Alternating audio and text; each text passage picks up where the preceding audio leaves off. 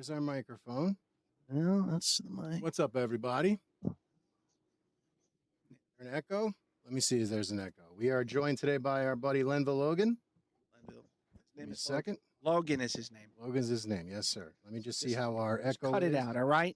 Logan is his name. What's up, Shane Cockburn? What's up, J-Rod? What's up, Silver Channel? What's up, Whistling Mike? What's up, JJ? What's up, Fatso? Who's Fatso? I just threw that in there. Oh. Thanks, Fatso. Thank you, Hef. That's muted. I want all chat. All right, Joe, can you start talking to Mr. Logan in the meantime? We are here with Mr. Logan is his name. I believe the paranormal, supernatural, aliens is his game. He is going to explain to everybody who he is, why he's famous, and a little bit about himself. Logan, welcome to the Perfect Storm program. Who he is. Who is your daddy and what does he do? Thank you for having me. Yes. Who are you? Yes. Who are you? Who am I? So we are here with Vito. Say hi, Vito. Okay, well, We're here with Joe, and we're here with Juan. Say hello, Juan. hey Vito. Hello, hey, Joe. Logan. Okay, so Logan, why don't you explain to the three of us and the people watching, who are you and where you're from? Okay, well, my name is Logan, and I'm originally from England. I've been in the U.S. for quite a while. Thank you for your service. Air Force, retired from the Air Force. While I was in the Air Force, I started off as a B-52 crew chief. You probably heard we just lost a B-52 yesterday, so my family goes out to the crew and to the Boeing members that were on board. I cross-trained from B-52s. Not because I didn't like working on them, because I love working on them. It's just where we were stationed at was in Upper Michigan, and it was cold as hell out there. So I cross-trained. I got into Intel. I said, so long as it's a job inside and I'm warm, I'm happy. And I did special ops. I did space. I did command and control. I did all kinds of stuff. Retired here in DC. Before I retired, I had one major bit of excitement. I was my second day in the Pentagon. Oh my when the plane hit the building. Jesus Christ, dude. Jesus. You're lucky you're alive. Yeah. So yeah. Me and a major was our second day, and if you know the Pentagon's 5 sides, so if the plane hit this area, we were on this corner right here. So the room that we were supposed to be in was totally destroyed. And we were able to walk away. So thank God. Thank God for that. And then I did my time and retired in the Air Force. And then from there, I was a contractor bumping around from different intel units to FAA to whatever.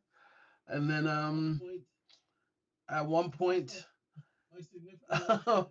my significant other said, this is funny, guys. She said, what do you want to do when you retire? I said, you mean when I grow up? And she goes, yeah, what do you want to do? And I said, this is going to sound weird, but I'd really like to know what these things are flying around that we don't know what they are. And so we talked about it. She says, you've done all these special projects in the military, and as a contractor, why can't you do one for us? So I just started the decision that I was going to make an app, and then the story came out with Lou Elizondo. So I was like, let me find this guy and find out if what he's talking about, if he's really talking what he knows. And where I was working at was classified. So I said, if you want to talk to me for real, lay it all out. Come to Right. my office and we'll talk. And I figured he would have some problems and other people would have problems getting to me. Next thing you know, I get this phone call and it's like, there's a bunch of guys here to see you. And when I go there, it is Jay God Stratton, damn. the head of the task force. It is Lou Elizondo, and it is Chris Mellon. And they're all there in front of me, and there's an entourage with them. And I kid you not, the first thing I thought was, what the hell did I just get myself involved in? And then they explained what the problem set was. And then when they were leaving, Lou and Jay Stratton said something to each other, and all of a sudden they just looked at me and said, Wow. "You're in." So I was personally recruited by them. So can you Jay explain Stratton what this is is exactly Lou's. that you're What getting is in? recruited Can you to? explain, Because I don't think Joe understands, or like, some of our audience? Yeah. or just- our audience. Yeah. Well, that's a good point. That's a very good point because initially I didn't understand. Because when I said, "I'm in what?" he goes, "You'll see." Wow. That was what they left me with. And then next thing you know, they're calling me and they're saying, we're setting up the task force because this was towards the end of ATIP, and now we were going into the task force mode, and we're gonna. So track you UAP. literally legitimately And, worked for the UAP/UFO task force, and what you guys did was you tracked down UFOs. Yes. Did you knock them out of? Can you say if you knocked them out of the sky or? We did not knock anything out of the sky. The bottom line, you got to understand. I try to explain this to everybody. What I can tell you about all that we did was that what I can understand at the unclassified level. And the bottom line I tried to explain to a lot of people is the task force wasn't for the people. The task force was to help the pilots because they were getting scared shitless because I things mean, kept listen, showing right? up on the range. Very And interesting. they were Rightfully having so. near Rightfully misses. so, man. What I was mean, that? you're in a multi-billion-dollar test jet, and you got this weird ass thing zipping around, basically making you look like a fucking toddler's tricycle. 100%. And I have to give the Navy credit because what happened was they kept reporting these things and nobody was listening. So they got smart, and what they did was every single time there was something out Did there, these they things show put it in a any type safety of report. hostility? Did they show any question. type of Yeah, are they showing aggression towards you guys, or are they Actually, hang on a second No. before you answer that. I don't want you to say anything to implicate yourself. No, okay. no. All right. So There's nothing having to said implicate that, myself. were they When hostile I- at all? Like, did they, No. You got to understand, because these guys are flying, when things are happening, you don't know if they're making a decision to be hostile or not. All they knew is that they would do a maneuver, and so they saw the thing on the other side of the sky. So they said, "Hey, if he's over to the right, I'm going over to the left, right? and we're going to do our thing." Right? Because they don't want Mm-hmm. to hit something, right? But they're doing a maneuver, and then when they come out of the maneuver, that thing is right course. there. So they're like, "What the hell?" So they're writing it down and saying, "Safety report, something on the range. Sooner or later, we're gonna have an accident." And I think the biggest thing that they were worried about was if you hit one of these things and you go down, someone's gonna start screaming pilot error, and nobody's gonna talk about the other guy that was on the range, that wasn't supposed to be there. So they just kept saying, safety, safety, safety, and that's when everybody started taking a look at it. And from there, it was kind of okay. Now that we have acknowledged the fact that there's something out there, what is it? How are we going to deal with it? So there were things that we were trying to do, and we just it felt like somebody was blocking us. We were trying to do all kind of stuff because the boss, Jay Stratton, and the rest of the group. I mean, you're familiar with Travis Taylor Yes, from that one I am. Skinwalker That's Ranch? Skinwalker Ranch is something I know. Yeah, he was the lead scientist. We had Travis Taylor, we had uh Hal Putoff, we Yeah. Do had you Dr. Eric like Joe? Davis. Do All you three. see? He doesn't see Logan. He doesn't. My buddy Joe is like. No, James hates everything. Turn me on the Skinwalker Ranch. Yeah, no. But I'm not talking about Skinwalker Ranch. The names that this guy he basically just dropped the fucking Avengers of the UFO world. Okay, these are big names. Oh my god, yeah, dude. Okay. Like this guy's basically an Avenger Well, for fuck's sake. That's who we have on our show right now. He's an Avenger. I know, Yeah. but For aliens. Like he went out and Yeah. fucking hunted down aliens. He's Mulder. That's who we have on our show. This is a big dude. This is a big deal. So I'm very Vito. I certainly know who you are, and Vito sent me links of some of the shows that you graced. I so appreciate. Yeah, no, I so appreciate you being on. yeah. Joe's just not into it like I am. He it's all gets good. it, It but was- like I explained it to him so that way he's like, oh shit. Like he almost shit his pants when I showed him the Rogan episode. No, it means a lot to us that you're here and that Appreciate you're it. talking to our audience, and you forgave Vito for his comments on the midget community. So I certainly appreciate it. So now this happens. Yeah. So this Oh, yeah, happens brother, it's all now, good. and is it something that like do you get along with these guys from jump, or Yeah, you get along with them from go. Oh, yeah. yeah. I got along with them from jump, but the only person that What's up, bro? because if you haven't noticed, Eric Davis is a little on the spectrum. He's awesome, but we would make suggestions like, how does this happen? How does it? Because you would see something and you would try to come up with a hypotheses or something. All right. And Eric, I love the man Eric to Davis. death. He's awesome. All right.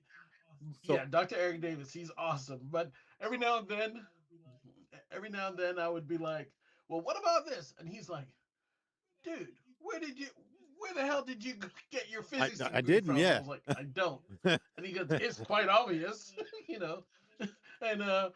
And then he would, we'd talk a little while. And the reason why I would ask him so much questions is because that's how I learned. I have to push him, and it was an awesome time because all these people, like They're the you said, Avengers, right? They're the Avengers, all right? In the alien community, Right. yes. And now, Yeah, and then the UFO community. yes, yeah. in the alien community or the UAP community, and now I have the ability to call them up on the phone and just go, hey, dude, Right. what about this?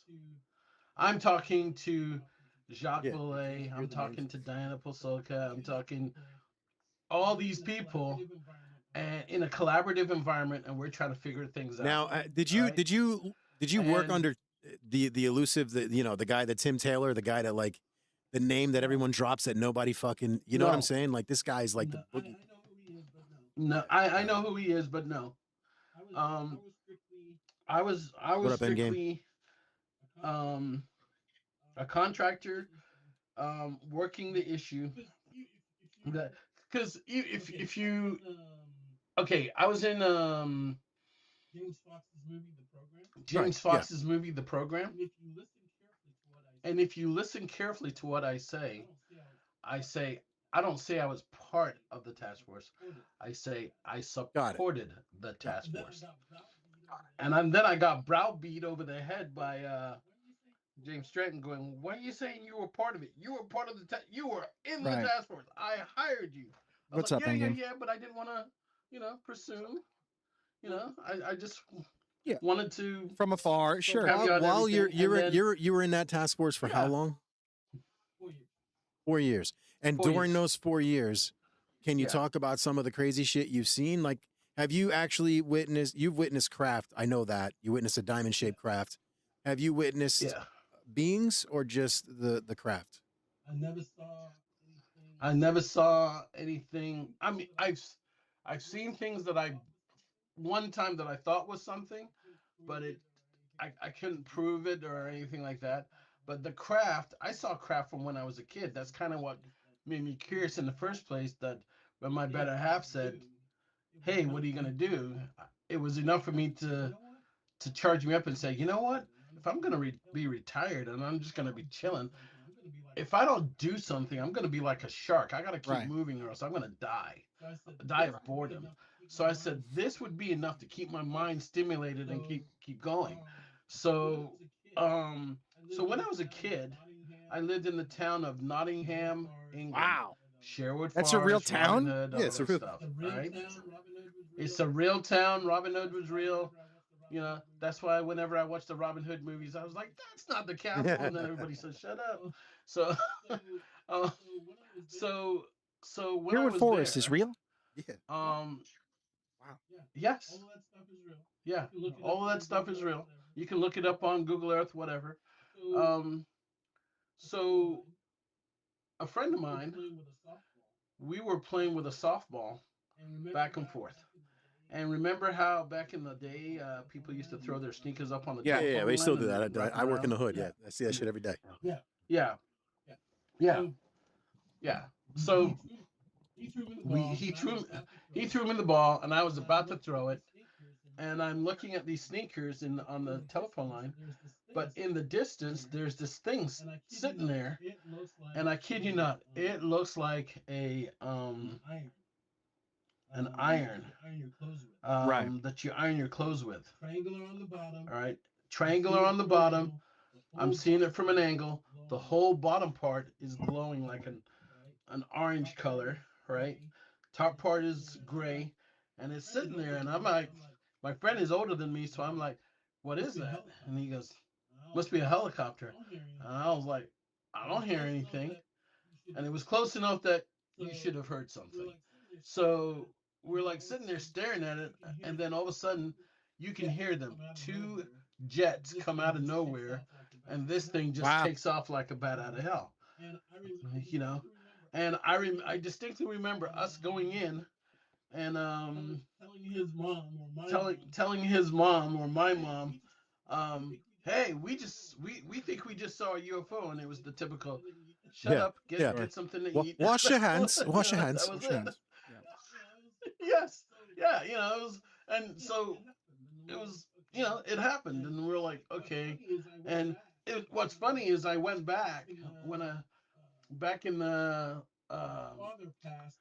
my father passed like Oh, four my years ago, and I went condolences. back to England, and I I found said my him. condolences. My What dad was died that? 3 years ago, too. Joe's very close to his I was dad. devastated. Yeah. Oh, okay. Thank you. So I went back, and I found that one kid that I saw him with, and he doesn't Really? remember it at all. He's like, he's like, I remember us playing because we used to do that all the time. But he said, but I don't recall that. And so I was like, should I tell him I'm on the task force and this is what I'm doing for a living and whatever? And I was just like, nah, just leave it alone. Yeah, he'll see me on He'll Rogan figure it out in a year later. or two. Right. Well, I didn't know all that, so I just kind of kept it to myself, and then I had another incident where I saw something weird in Germany. I was stationed in Bitburg, Germany. But before I get there, let me tell you something else. So I just when I cross trained from being a B-52 crew chief, my first assignment was F-15s as an intel analyst. Right. So stopped off in Philly. When I came to the U.S., that's where we live. So of course, had to go get me some cheesesteaks and some hoagies. And If you're near Philly. I'm on the plane flying over. Yeah. Um, and Germantown High School. Wait, Pats or Geno's? Philly. Uh, hell no. With- I don't do Pat and Geno's. All right, You gotta there we go in go. the hood, get the real stuff. Nobody, no respected That's person right. puts Get him. cheese whiz Exactly. on Get their him. stuff. Tell him about Come it. on. Tell him all the time. Yeah. Cheese whiz. You do not me a put break. cheese whiz Real on provolone my- or American cheese? Mozzarella. Yeah. Or mozzarella, yeah. I You're will talking take to either two one, but guineas I from do not Jersey put right here. cheese whiz So on Vito and Joe, for there. fuck's Okay. sake. All right. Yeah. Yeah. Yeah. So you know what I'm talking about. So I'm on the plane, and we're just coming down over just past Iceland, and we're coming now over Scotland Scotland. to head down into Germany. The sun is just coming up. I'm like, all Oh right, yeah. I'm going to eat my cheesesteak. So I start eating my cheesesteak, and this someone in the back of the plate, it was hilarious. All I heard was, I smell cheesesteak. Who's got cheesesteak? I smell cheesesteak. I'll pay you $20 for that cheesesteak. And I was like, I won't give you a cheesesteak, but I'll give you a hoagie. He's like, you got hoagies too. So we were all laughing. And I just happened to look out the window, and here's this thing zipping around in the sky, and I don't know what it is. And I'm sitting there thinking, I'm gonna die. Yeah. oh my God, this is a the diamond shape thing. And I'm thinking, when I get to my next assignment, they're gonna read me into some really cool shit. No, you You can know, say excuse my you can No, say language. you whatever. can't. You can say That's whatever. what No, I you was thinking. can't. Say whatever the fuck you want. Yeah. So all of a sudden I'm like, this is probably something classified. I should keep my mouth shut. So I'm just like, and then finally it just disappeared. It went into a cloud and didn't come out the other side. And I was like, okay, all right. So I get to my assignment. Hi, Mom. I'm with F-15s, right? And the F-15s are awesome. Everybody there at Bitburg Air Force Base was awesome. It was the relationship was so good between us and the Germans that the Yeah. Bitburger Pills, the beer, I don't know if you ever drank it. The brewery, Boy, this the guy's been all excess over the heat world. to I mean, use, yeah. yeah, the excess heat to heat the beer is forked over the highway to heat base housing. That's the relationship that we had. And when you show up, the first thing you do is you No. go through a tour of the brewery. And when you left, you went through a tour. They gave you steins and all kind of stuff to say thank you for your service. And when you're leaving, they say, hey, here's a present for you to take back. Please come back to Germany and visit us, whatever. So great relationship. So I'm there like 2 months, just keeping my mouth shut, just kind of watching things chill out. And finally, I can't take it anymore. I go to the weapons officer. I was like, all right, sir, I've been here a while. What's that thing out there that's zipping around? And he's like, what thing? And now you got to understand, this is Germany, and this is 1990. So we're just coming off of the Belgian wave. Okay. So I didn't know about the Belgian wave. I just knew that I saw What this is thing the in the sky. Belgium? What is the Belgium But wing? I'm asking him, and the Belgian wave is in near Eupen, Belgium, right next to Germany, for over a year or about a year. Everybody was seeing Wow. triangular aircraft flying around the sky. The police, the military, the civilians, everybody. And this lasted for a whole year. So they called it a wave or a flap, a Belgian flap. All right. And so I got there just at the tail end of it because it was from 89 to 90. So, but I didn't know about it, so I didn't associate it with this thing. And I'm asking questions. Nobody knows what I'm talking about. I'm feeling pretty damn stupid. So I leave it at that. So Desert Storm happens. I get sent to Desert Storm. We do our thing. We kick butt, take names, come back. And it just so happens for something that was going on. British AWACS lands on the base. And they look at me, and as I'm talking, I've still really got my thick British accent. So they're like, what the hell are you doing with the Yanks? And I'm like, yeah, long story, mom, dad, whatever. And they said, dude, you should come fly with us. And because I was on B-52s and I had flying status, I still had all my gear. So I went to my boss and said, hey, the Brits are here. Can I go fly with them? And he said yes. And so I'm off and I'm flying, and we're over parts of Germany and I think around parts of France. And I decide to ask them, have you ever seen this weird thing that does this ziggy zaggy thing in and out of the clouds? And they kind of give me that weird look like, come on, Logan. And I'm like, you guys don't know what I'm talking oh, okay, Right. guys don't know what I'm talking about. And then the technician looked at the other guy and said, show him. And they pull out this thing and plug it in, and you can see all the airplanes just kind of, do the jump. As the radar sweeps around, you can see them moving, changing position just a little bit at a time. And then all of a sudden, this one sucker goes right through the middle, really fast. It's like 4 or 5 blips and he's gone, while everybody else is taking like 10, 20, whatever to move just to a different position. And I was like, yeah, who's that? And they go, you know. And I go, no, I Yeah. don't. Just who's that? And finally the guy goes, that's your SR-71 when it goes through. And I was like, well, that's not it. Because I said he was moving in a straight line. And that's when he looked at the other guy and said, show him the other one. And he pulls out this tape, this technician puts this thing in, and sure enough, there's this thing dancing in the airspace. Really? It's all over the friggin' place. And I'm like, I was so excited. I was like, who the fuck is that guy? Like that guy right there. Who's that? I'm like, who is that? And they're like, And I was like, look, let's not go through that shit again. I don't know, or else I wouldn't be asking. And he goes, finally he just admits to me, he goes, Wow. we don't know either. I was like, what do you mean you don't know? He says, we see this guy all the time. We hail him on the radio. He never responds. We have sent fighter aircraft after him, and he just zips out. So they can't get eyes on it or nothing?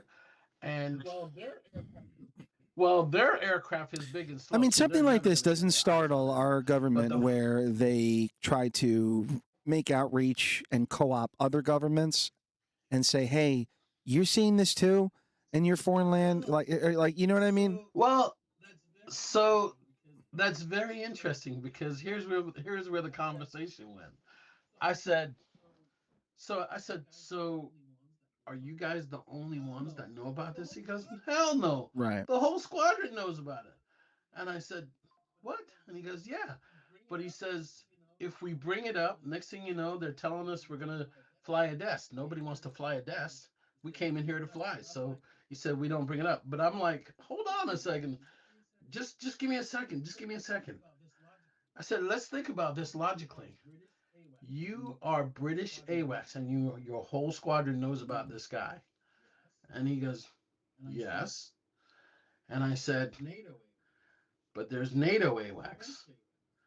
There's French AWACS. There's US AWACS, Israeli, Sure. Japan, Russian. Pretty much the technology works the same on all of them. Probably a few variations here and there. But the radar dish is the radar dish. You all got them. So am I to assume then that you've all seen this guy?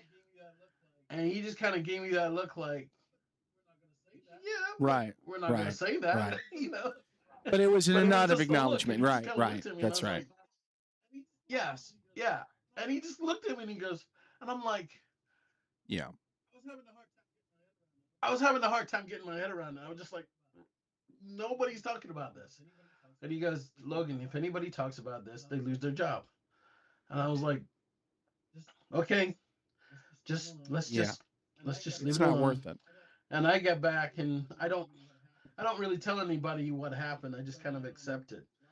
But while we were there, I just kind of said, I'm gonna put this away for later. So if you skip forward to when James Fox was doing the program, he said, Logan, you've only seen your part. So he said, let me send you the whole preview. You can look through it, and if there's something that you think is not right, let me know. And he goes through the whole thing. I go through the whole thing, and they're showing the Calvine object, that diamond shaped thing. And that's the thing I saw in the sky. All right. And I'm calling him. I'm like, he's not even picking up. I'm like, son of a bitch. I'm so excited. I'm like, dude. Finally, again, I was like, James. That was it. That thing is what I saw when was this? And he goes, that was Wow. August of 1990. And my flight Holy was cow. January of 1990. So for sure, it's the same thing. It's got to be, right, No. Vito? And it was right over Scotland. You know, so I was so excited. I was like, dude, what, you know? And he's like, you know, and he's so I'm watching the rest of the show so he can tell me the rest. It tells you the rest of the story. You know, those guys got threatened and all that other stuff. But it was the exact same thing. The only thing that looked different was as the sun's coming up, coming from in front of you from the east, and this thing's moving. It's going from kind of like dark to light as it's going in and out of the clouds. Wow. That's fucking It's crazy. nuts. But it was the exact same thing, you know. And it was kind of, it had that thing that when it goes into a cloud, it would change vectors while it's in the clouds and come out at another See, angle. that's the crazy thing is Which is what made me when pay you attention when you to it in see the a lot first of these place. What was that? UFO and UAP videos, and they're just this fucking thing is just all over. It's like watching an amusement park ride. How is it doing that without And then thrust? what? And then Without what is it thrust. doing? Go ahead, finish. What are the what's the purpose of that? Because I don't understand the Right. purpose of flying. Well, we don't know. This is why we went. Right. This And is we why don't know had what they're Travis seeing. and Like put up they're and in our everything. sky, Oh, but that's for all true. we know, they could be in another goddamn Correct, universe. Vito. Correct, Vito. Right. So we were trying to categorize. We had, you know, this is a cat 1, this is a cat 2, but as best as we could, because nobody was, you know, people would say, "Oh, Logan, well, you're the expert." No, we were all learning. Right, of course. Okay, we were Certainly. all learning. We were Yeah, of course. throwing things Sure. at each other and going, "Does this A make lot sense?" of it is you're learning And as then you go. You're how it throwing came shit out against the with wall. the- You're just because you don't know what this is. So Yes. Yeah, you're all just trying to see Correct. what sticks, you know. And we would, I mean, it got to the point where it was like I would get phone calls at my desk and it was like, "Is this Mr. Logan?" "Yes." "Are you running the weird desk?" Yeah, you guys are basically the fucking Yeah, I Ghostbusters am. if you think about it. that's right. Yeah. And then I get a call, you know, "Can you go to this system, look up this thing here, look up this thing, turn this on and turn to this frequency and whatever." And all of a sudden I'm watching a video that is being done live. So I'm seeing things So you're as getting as you they got are to happening. see eyes on real deal quote unquote UFOs on United States sensors videos. Are you seeing these things in are you able to talk about this if you're seeing them in 4K? Like how are the images? What are some of the shapes? Can you describe? Some of the things are Okay. in 4K, Like you some are not. you saw Just depends on the Disclosure sensor. Day. Joe saw Disclosure Day. So this is great. So we can talk about this. So like Yeah. essentially my question Okay, just so we caveat, I'm only willing to go so far on Disclosure Day because I don't want to give spoiler Got away it. for the people that got haven't it. So seen obviously it. But go you ahead. know and people know at home that it's called Disclosure Day. So obviously they're going to show some videos of UFOs, correct? So my question is the scenes that they Yeah. showed when they dropped the ball at the end of when they dropped the hammer at the end of the movie. And you're Yeah. sitting there and you're watching this newscaster like basically lose her fucking mind on camera. And you're Wow, watching thank all you, these, Probe Yeah. Space. Thank you. Sorry, Vito. Oh, thanks, Probed. And you're watching all these crazy. Oh, thanks, man. You gave a super chat. And you're watching all these crazy scenes, like you get to see from behind the pilot's head and the triangular craft. Now, I'm curious how many of those scenes were recreated from actual footage that we have. Yeah. 'Cause you can't tell me we don't have footage like that. I can guarantee you that there's footage very similar to that. The only thing that I saw that really reminded me of anything like that was when you're seeing it from behind. Yes, that's what I was talking about. Wait a minute. So you saw actual footage that looked like that? I saw things that look like that, not precisely like that.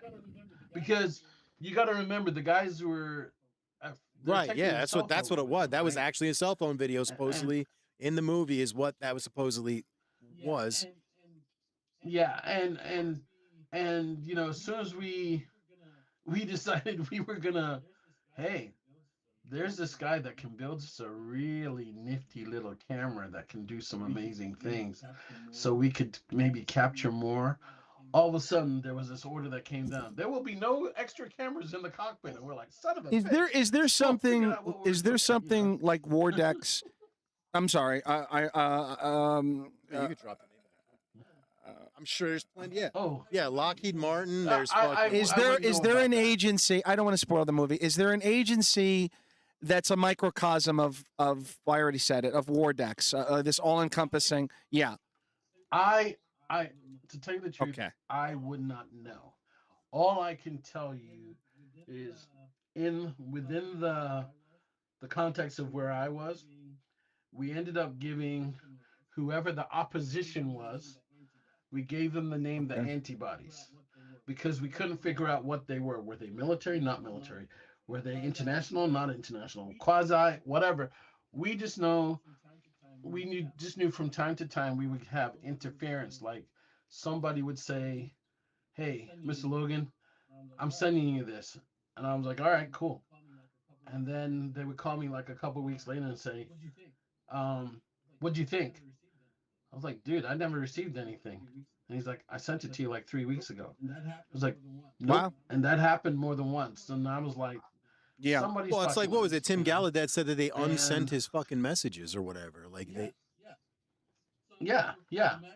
So imagine the frustration. We're like, we're trying to Firefighter wiggy. So think of it this way: you've been authorized by your boss to lean as far forward as possible to Yeah. figure out what is going on, and yet you don't know if someone is messing with you officially or unofficially. You just know certain things aren't Right going now, quite have the way you you had planned. fucked know, up things happen you're- to you? Like Dylan Borland had his brakes cut. Matthew Brown had his No, grandparents' no. ashes like spilled out. Like this shit's crazy, dude. No. So the only I've everybody's asked me. They're like, when people first heard my name, they were like, they were right, whistleblower Logan. Da da da. I'm like, I'm not a whistleblower.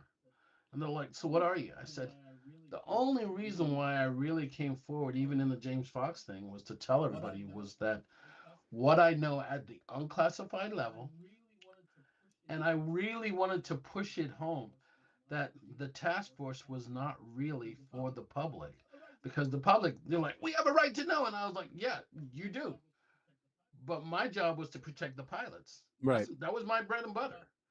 I was not worried about going to Joe Blow and saying, hey, look what I saw and whatever. No, my job was to figure out what were the pilots seeing, and as an intel analyst, my first thing is Right. friend Right, or yeah. foe. But Okay, nothing. that To was Vito's it. question. Friend or Nothing. foe. Nothing crazy happened. Like Bob Lazar, where the FBI. Nothing crazy happened to you, right, Logan? Okay. No, And hopefully it continues. And hopefully it continues that and way. hopefully it Yeah, continues we don't that like way. that. It's not okay. Yeah, No, I that's hope not so too, okay. But every time I bump into certain people, they're like, "Well, has this happened?" I was like, "No." I said I haven't given up anything classified. I've just told everybody what I can tell them at the unclassified level to give you some insight. Because everybody's like, "Well, what do you think about disclosure?" And I will tell everybody, I don't care about disclosure. Why, you may ask? Because I was just out of contact in the desert, and I brought this up, and people were like, I could hear a couple boos in the audience, and I was like, hold on. All disclosure says is to make something Correct. secret known. That's what the Right. dictionary says, right? And you've had President Obama and you've had President Trump both say pretty much they got a briefing, and at the end of the briefing they said pretty much is, Yeah. we don't know who's Yeah, flying that's around, really, if in somebody essence, all flies We, around we disclosure. don't know what airspace. they are, but Yeah. they're here, and I think that is fucking Right. huge, dude. That's That is disclosure. the biggest thing in our lifetime, and people are saying it's a nothing burger. It's not a nothing. Well, burger. they're saying that there's because some It's not. documents that it's- they unclassified were already unclassified. That's why they're course. saying, yeah. No, it's not so much that they were unclassified. Yeah. We've seen them, but they weren't officially said to be the real deal. like the one of us on the moon and there's 7 Right. fucking aliens. Well, no, that's certainly not a nothing That burger. was yeah, fucking no, insane. that I think people 7 separate shaped Yeah. craft. It's watching two separate things. The ones that are classified, that were already unclassified 20, 30 years ago, those are a nothing burger.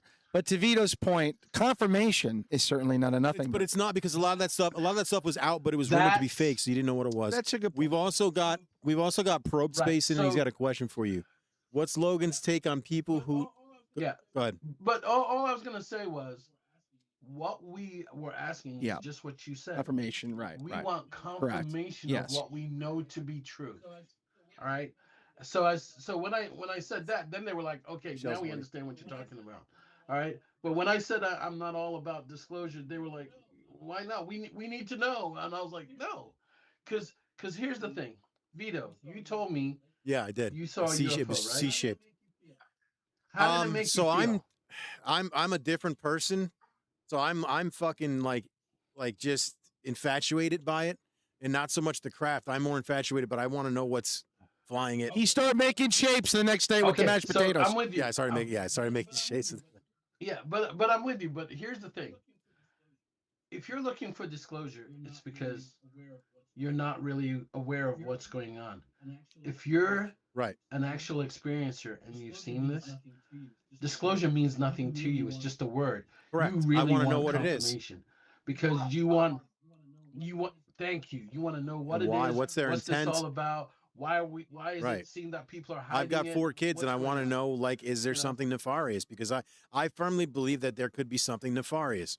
Where there's rumored to be 4, And a lot of people have come to me and asked me that. and a lot of question. people I don't was know how to answer it. I But there's wouldn't know. there's rumor allegedly to be 4 alleged alien species that we know about, right? And the 4 are the mantids, the reptiles, and the Nordics, and the Greys. Yeah. So the rumor. Yeah. So the rumor is that in our little part of the galaxy, those 4 have been the ones that have been coming here Right. and messing with us and hanging out. And I mean, because it seems like the Aborigines and the American Indians, they were having a ball with these UFOs. They were like, "Yo, we're gonna play some reggae Right. music this weekend. You coming?" And the aliens would Right. show up. And I they'd have a want to big love kumbaya you and whatever. and treat you right. Yeah, right. There you go. Right. But supposedly, and I have no confirmation on whether this is true or not, but supposedly, when we let off, They the were alerted atomic to bomb, us. Yeah. it was like turning on it was like turning on a flashlight in the dark, and all of a sudden these other guys showed up, and now what Group A is dealing with Group B on our behalf. Interesting. All right. So you're saying this there's is a causing, species this, that is giving representation to us and saying what, defending us? That, like, what exactly? as it's what I've heard. We have no confirmation because even within those 4 species, what you originally hear is that there's the small grays, and from the rumors, those are supposed to be Violent. Drone. No, some type of. It's a drone, but it's made Plants? from plant life. Right. Okay. So you know how I told you that there's Plants. supposedly like That's ships the in the rumor. ocean that build, like, if they need a ship to go dig up whatever, it builds it. So same thing with these. Yeah. Yeah. So think that way, that is plant life, but then there's The tall grays, the that short look a little grays, different, and the midget grays. So yeah, that right? And then there's so the question was when we're being visited, and I'm gonna add to this because it's gonna make you think about something about your kids here in a second. But I've heard mostly that the reptilians are bad, Right. the Nordics are good. All right. But then later on, It gets when you're flipped. talking to people that are telling you they've been abducted, they have really good relations with some of the reptilians, and they have some bad relations with the Nordics. And I'm thinking, but if you try to take it into a religious context, the reptilians would look Yeah, like what we 100%. would call demons, Correct. right? And the Nordics would look and like even the angels, Greys would. right? I understand. That's right, Vito. Yeah. Right. And the Nordics looked right. But the thing that got me was little later on when I started putting some things together, because I remember having some weird conversations with my mom, and cause for a while there, I was like afraid of something. I won't get into what it was, but I was afraid of something. But she said, I mean, in talking to somebody else, what came out of it was, if you really take into consideration how many times we've been visited, how many times people get revisited and everything. All right. And me and Preston Dennett and a couple others, we strongly believe that from somewhere in the late 1950s all the way up to the late 1990s, there was a deliberate attempt to go and talk to children around the world. Not just Zimbabwe, the aerial movie, but there was stuff in Russia, there was stuff in Germany, there was England, there's France, there's Australia, all around the world, South America. There was all these attempts, and pretty much everybody was saying the same thing. But now take a step back. If you're being visited as a kid multiple times, all right, it could totally give new meaning to the fact that your kid comes to you and tells you there's a monster under the bed. And people don't think about that. Well, that's touched on again. I don't want to spoil the movie, but it's touched on in Disclosure Day. Yeah, I know. I get it, but of course. But you understand what I'm saying, because what do your parents do? They blow you off, tell you to shut up, go back to sleep, and turn the light off, and you're terrified the rest of the night because now you know you got to deal with this thing by yourself. All right, and I try to think. Well, anything, I mean, like to your point, it could be a nightmare, but it could be an alien that your parents don't take seriously. I'm convinced that an alien visited me at night. He looked a lot like Uncle Floyd, but I'm convinced. No, we're talking to Logan. All jokes aside, but I understand what you're saying. But I get it. But the thing is, so he's a kid. He's not. Yeah, because he doesn't know what he's talking about, right? And everything else, we just automatically assumed, hey, the kid's having a bad day. I need him to go to sleep. Shut up. Go to sleep. And that's it. We got a question here. Right? Can we meet? Now your kids are them. Cleveland's asking if you can make them bleed, or are we friends? But then I had a question from my buddy from Probe Space. Do you know what Probe Space is? So they released the UAP files, right? And what Probe did was, Probe is this awesome site who basically found out a way to like archive and organize everything so it's easy to search. So you can type in, say, alien or whatever word you're looking for, and it'll pull up all of the files. It's really cool. You a link to it. I had him on a couple weeks ago with my buddy Whistling Mike. But his question is, what is your take on the people who don't trust Lou Elizondo? And he wanted to know if you heard of Probe Space. You have not, but I'll show it to you in a few minutes. So what is your take on like the Lou Elizondo thing? For instance, there's like, I'm not sure if you know about like all the crazy Twitter beef that goes on, but supposedly Lou Elizondo has like this whole faction of people that dox people for him. I don't know if there's truth to it.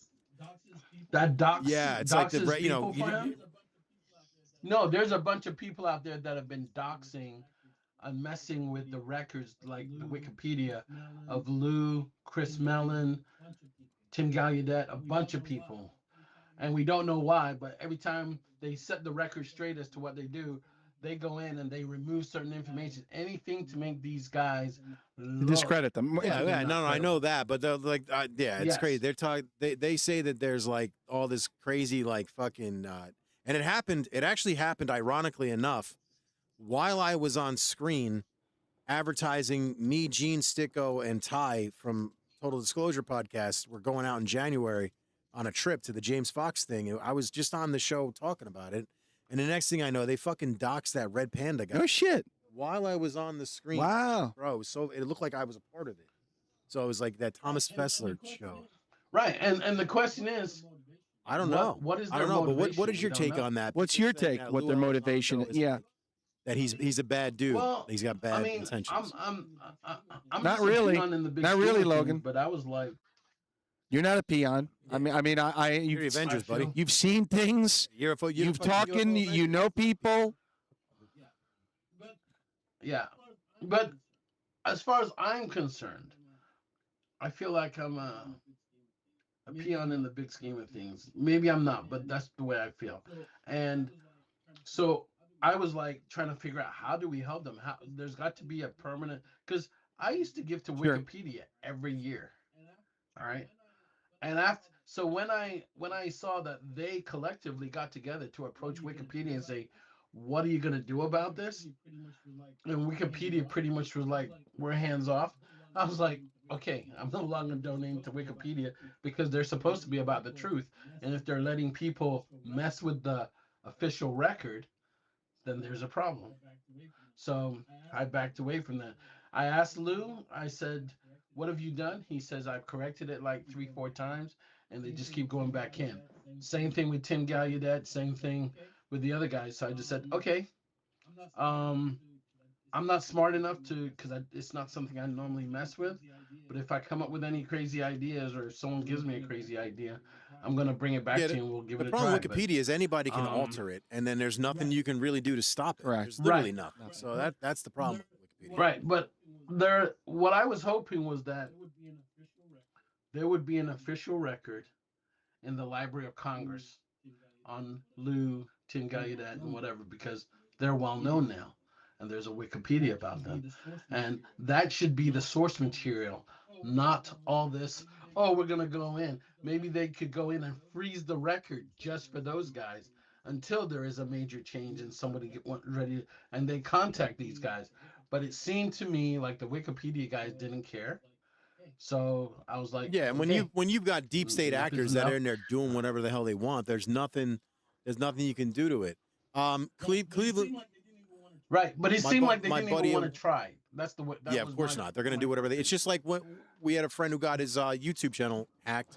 He has almost a 300,000 follower YouTube channel, and it took him forever just to get it back. It was like they didn't want to do anything for him. It's like insane. Yeah, and the best thing you can do there is you got to keep multiple backups in different places, so that whenever you're ready, you can just pull Yeah, it. From but one building it place and plug sucks, back man. It's in. just You it's gotta- not easy. It's not an easy thing. So you somebody's are asking if the 100% right. aliens are friendly and do we stand the chance? I'm If we gonna fought say, them. I'm gonna say absolutely we do not stand the chance against them. I mean, you're talking about things that can warp time and space and do things that you can't even imagine. I would This isn't agree with you. Independence I Day. would. The level of technology there is Advanced. Yeah. so discriminately different that so here's what I said in I think I said it when I was with Jeremy. I said I don't know what's going on, all right, but there's a rumor out there that there was a UAP that came down and was left open, Wow. and it was in pristine Like condition. shields. All right, so we don't know we don't know all the specifics, but that's the rumor, right? And so all of us have been trying to figure out, well, what's it all about? And the rumor is that they think it was an intelligence test to see if we could figure Yeah, out how to see if make it they work. can the monkeys figure it out, basically. 100%. Because that's what we 100%. probably are to them. All right, the monkeys, the Right. monkeys like to play Let's with play- let's fire, give 'em nuclear fire. weapons, but can the monkeys? Yeah. Yeah, but Yeah. can the monkeys figure this out, right? And Well, that's the so that's the best way to based on determine that, if a civilization is intel. Like if we were to give an iPhone to a caveman, they're not going to know what the hell to do with it. Right, they wouldn't know what the fuck to do. So you would know though, and Yeah. it would be yeah. you know, Go ahead. maybe after a couple years, if they have the power to power it up and they can play with it constantly, they'll start saying, "Well, we know it does this." I don't why, even know but if we they know would it know does after a this. couple of years. You know? I think it would take them. Hey, did you watch Decades. the S4 documentary with Bob Lazar? No. Damn, because I was going to ask you no. a question about that, but it just No. So I apologize. A lot of people, you're a gaming platform, so you're gonna understand this. When I went to get my degree, I had to make a decision. I'm gonna either put away the games and get my education, Right. or I'm gonna play games. Right. All right. So I put it all away, and then when I started working on the app, it all came back again. Either I gotta work on the app, or I gotta Right. play Working my on game. that. Which one am I doing? So that meant not watching a lot of movies as much, having a lot of distraction.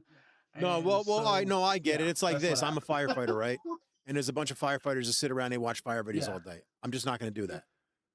This is what I do for a Yeah. living. I love the chat when you so did I- the chat, Vito. I get it entirely. You like But to check it came on the top. It's So great. I get it entirely. You don't want to sit around and fucking talk about UFOs and all this other bullshit. But I was just curious if you watched it. No, it wasn't that I wanted to, but games. When you get into gaming, God, it's yes. Oh, yeah, no, Hours. dude. I was Well, talking if about you know- Hours. the S4 documentary from Luigi with Bob Lazar. That's what I was asking if you saw that. That's what I meant.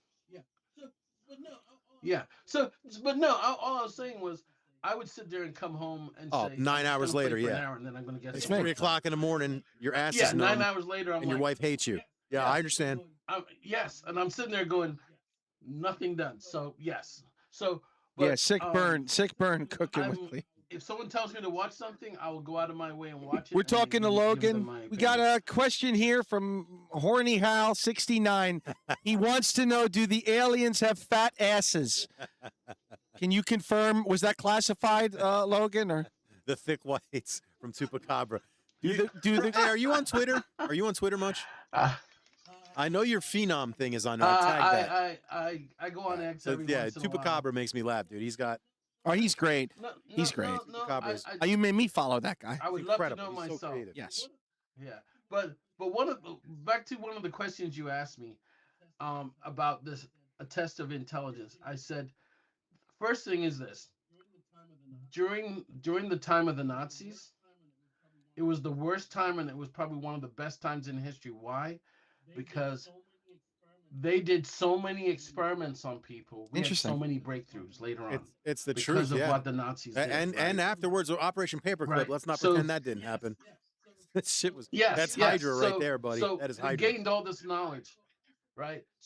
So I'm sitting there thinking, if they're abducting us and taking us and doing experiments on us, they probably have fuck the yeah, they cure do. for cancer, dementia, whatever. And so all at the end of the day, what I said was, I hope we pass the test, and I hope we're worthy. Because if Oh, we're fuck yeah, not, dude. we're screwed. But that's what I was curious about with the when I was Yeah. asking earlier about the species, because what I do is I attribute it to nature, right? So in nature, find me one cuddly reptile. Yeah. You can't. And find me a mantid that wouldn't eat your face off if it was 6 inches larger. Yeah. You can't. So those two things scare the shit Right, out and of me. this thing, and the mantids. Right. That So they're talking imagine a about are 7-foot mantid. I just can't see it being But friendly. to counter that, what about 1 billion years of evolution and benevolence and intelligence? You know, would these creatures become kind? There's got to be warring species. Doesn't matter how many. No, I agree with that. I agree with that. So there's two sides to that. There's two sides. There's what Dr. Harkins said, or Carl Sagan said, was that if you have two advanced societies and they came together in space and whatever, one is gonna Yes, of more than course. likely You're always going to have an dominate the apex other, predator, all no right? matter how intelligent. Yeah. Amen. You know, I think Yes. we call it the dark forest, right? All right. So if you've read what is it, what is that TV show, and there's the book, the three. Oh, the three something. Oh, God, I It's can't on remember. Netflix. Yeah. Dylan Yeah. told me to watch that. Every time I Yeah, try to yeah, watch you it, know. I end up getting distracted. I got to sit there and watch it. The three something theory. I know you're talking about. Yeah. And it's three Yeah. body. Yes, it's the a three Chinese. body, It's three supposedly body like theory. legit. Yeah. What is it? What's it about? I'll show it to you. Right. So it's just if you can, how would three celestial bodies like stars orbit each other, and if there was a planet around there, how would they survive? Because they would have to calculate all the different variables of when the star's coming too close and what happens to their summers and their winters, and it gets complicated, you know. But so if you take all that stuff into consideration and think that we've had 5 extinction level events on the Earth so far. So it's like we start over. But Well, maybe that's on what their planet, they it's didn't funny. have If to start over, Irita they said just this, kept like, going. you know, how can you have one civilization be more advanced if you believe in, whether you believe in a Big Bang or believe in creation, that God snapped and said, "Let there be light." Doesn't Yes. that mean that all creation Yes. started at the same time? And no is the answer, Yes, because to yes. Logan's point, we reset So our civilization at least 3 times, while other civilizations continue Yeah. to evolve. So we didn't all start the race at the same time. You know, we yeah, and if you look at each one of those extinction level events, Look on more this than one. likely the first couple of times it was lizards that came out first. They came, whether it was dinosaurs or the smaller ones, but they came out What is it? first, Look right? here. So we as mammals, humans, we're only around because after the fifth extinction level event, we were underground and we made it up to the top and got ahead. All right, but and here's the other thing that will throw you. As best as scientists can tell, after those 5 extinction level events, 99% of life that was here Right. on Earth died. What you've got is the 1%. Correct. That's us. Yeah. So, I mean, they had spiders Yes. as Fuck big yeah, as they small did. dogs. You know, we in New Mexico, they found a centipede thing. They found the fossil of a centipede that was like 10 meters long. I was My like, wife is hell probably no. curling up in a ball, You know? screaming right now. She's deathly afraid of centipedes. So am I. They're Yeah, disgusting. you know, She's so fucking so crazy. She's right to so be. so life is so diversified. You know, we don't have all the answers. And however, if if the scientists were to take a good look, they could make some determinations. Because the one thing that I kept asking, I said, okay, reptilians, Nordics, and the Greys, they all have articulated fingers. But everybody tells me that the mantises don't have articulated fingers. They have claws. And I'm like, you're using a Yeah. claw to build a spaceship? Yeah, so they either have AI, they've got drones, or they use. Well, that's they claim that the Greys work for the mantids. Is what they claim. But why wouldn't they have anything of yes ability or tech, to your point, to help them? In other words, man can't fly. Yeah, but I'm saying we can't. But we made tech to fly. Right. So to your point, they wouldn't have a disposable thumb or whatever, a claw, but they would make tech or AI, like Vito said, in order to do what they want. And then here's my other question. So it's and this isn't. I just go by common sense. Common sense says if you travel by the speed of light from point A to point B, it would take the time it takes for light to get there. Correct. So obviously we're not traveling at the speed of light. They're either traveling well past the speed of light, which I don't think that's what it is, or it's through wormholes and teleportation and portals, which is what I think it is. So then you have So I'm going to ask you guys to read something for me if you haven't read it already. Look up a book called Adventures in Flatland. Adventures in Flatland. Okay. Who's that by? Yeah, I can't remember the name.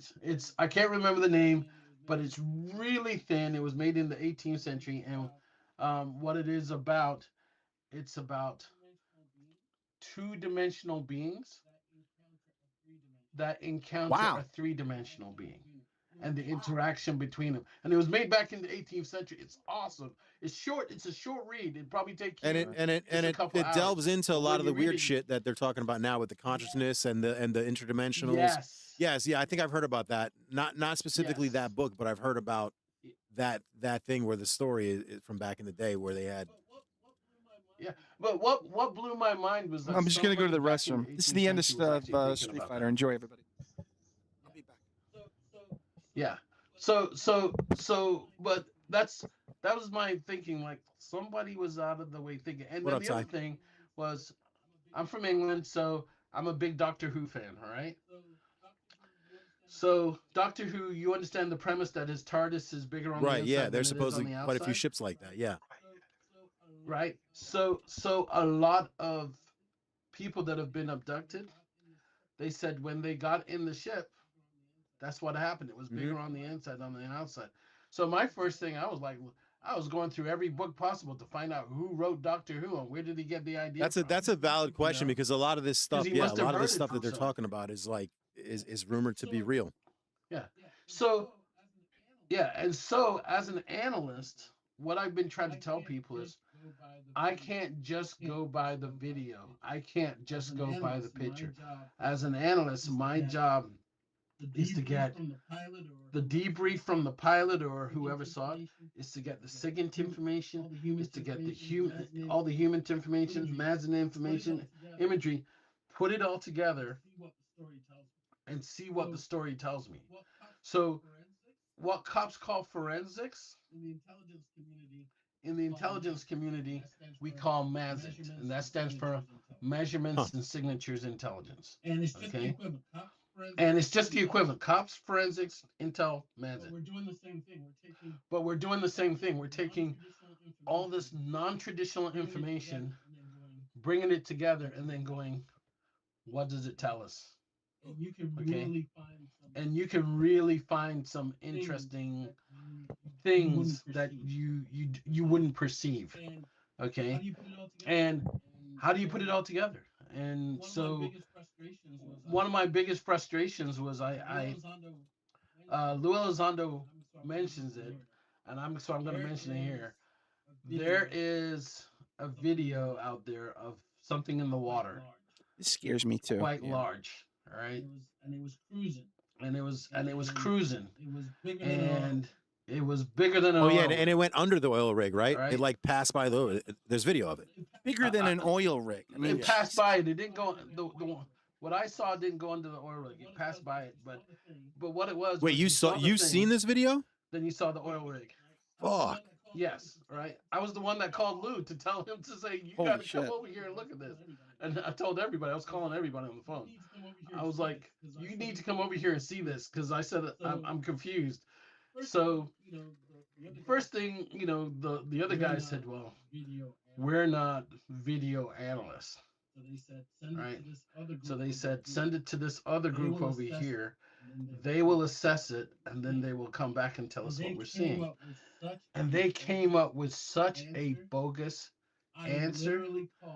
I literally called Jay Stratton and I said, sir, and he goes, what's going on, Logan? And I told him, and he said, so what do you want to do? I said, permission to treat this group as hostile. They're not working for us. If they're coming out with a bullshit answer like that and trying to pass it off on us, I don't want to deal with this group anymore. And he was like, okay. That's how bad it got. That's how bad it got. And Lou agreed with me. He was like, right. They said what? And there's a guy named really cool guy, former pararescue guy named Scott Garrett, right? I just met him for the first time, but in my special ops days, I used to teach pararescue, so he and I got along. And his story, as best as I understand it, he was in Florida, he was outside, he was looking up in the sky, and he sees this thing in the sky for like 3 hours, changing shape, doing all kinds of stuff. 13. All right? And it's up there. So what he does is he takes video, pictures, and everything, and he's thinking he's doing the right thing, as best as I know. He's calling up the intelligence agencies to say, hey, look, I saw this in the sky. I've done I'm special ops. I've done weird stuff and whatever. But if this is your stuff, you need to do a better job hiding it. And they came back and told him that what he was seeing Of course. was a balloon. Yeah, it's swamp ass reflecting off your mom's nutsack. It's like, what the fuck are you talking about? Right. So, and That was in so Men in to Black. me, it's like, Yeah. Swamp Not- ass. yeah, That they don't- reflected off of Venus. It's like they don't know who Glared they're in your eye. talking to, and so by the time they come out with their answer, they've Yeah, lost it's all bullshit. credibility, and you're just like, Right. let me move on. No I time. ain't Right, got ain't got time for this. My buddy Ty Roberts from Disclosure Podcast wants to Total Disclosure Podcast wants to know have you ever heard of Carl Wolf? Nope. And he also Nope. said the book that you were talking about is titled Flatland: A Romance of Many Dimensions by Edward A. Abbott. Edward A. Abbott. Okay, but there's two of them, and I think the second one is the romance. The first one is, I think, it's called okay. Adventures in Flatland. But he's right. Yeah, but there's two of them. Yeah, I wasn't too impressed with the second one, but that first I mean, the one just fact that kinda it went- came out in the 1800s and they're talking about shit that we're talking about now in 2026 that involves, interdimensional travel, consciousness, which doesn't make sense that anyone would even know what that remotely is in the Back then, 1800s. right? Correct. To talk about it now. Yeah, and you have to ask yourself when they built the pyramids and they got those statues of what looks like lizard people holding a bag with a Well, watch they've on their hand translated the that's exactly hieroglyphics same. that say the people from the sky helped us. Right. I mean, right, that's right. insane. And Trump even dropped it accidentally last year when he was How do you campaigning. misinterpret what The that people means? from space, he said. So it's like, dude, there's no way. We got a question Yeah. from Billy Robert 9142. Logan, what do you Come on, think Billy, of talk this to me. the latest claims by Grush? So he's referring to, obviously, I'm assuming they're talking about his statement on the stairs. He's The talking about plasmids what he and all just that said good the other stuff. day about the species and bipedals. Just confirm, Billy, that what Vito's saying is Yeah, what's the what you mean. question are you referring to? Because Grush has been around for. So here's my thing. Rush, we used to call him Rain Man, all right, because he doesn't forget shit, Yeah, he's all right, autistic. and He is? he doesn't have a reason to lie, all right. I can neither confirm nor deny what he had or saw because he had a higher level than me. Well, not only that, it's good for his good friend Sullivan, right? to The tell you the Sullivan guy truth- that just got murdered was his good friend, wasn't he? I didn't know Solomon. What? So when I was on the task force, no kidding, people like, dude, you've been everywhere. You've done everything. I got this phone call when I was on the task force, and I was like, the voice said, "Hey, I'm looking for Logan." I was like, "That's me." And he said, "Are you the one working the UAP stuff?" I said, "Yeah." And the first thing I heard was, "My name is Major David Grush." Wow. Wow. And he says, "I want in. Wow. Who do I need to talk to?" And I tried to pull the same thing on him that I did on Elizondo. Well, if come see me, and if you, and in my head I'm thinking, if you can Right. get through the door, we'll talk, right? And then a few weeks later, I hear someone at the front door knocking, and the door opens up, and the guy says, "I'm looking for a guy named Logan." And I was like, "Uh-oh, who's that?" And then he came in and he said, "I'm Major David Wow. Grush." We talked, we had a good laugh and everything, and talked.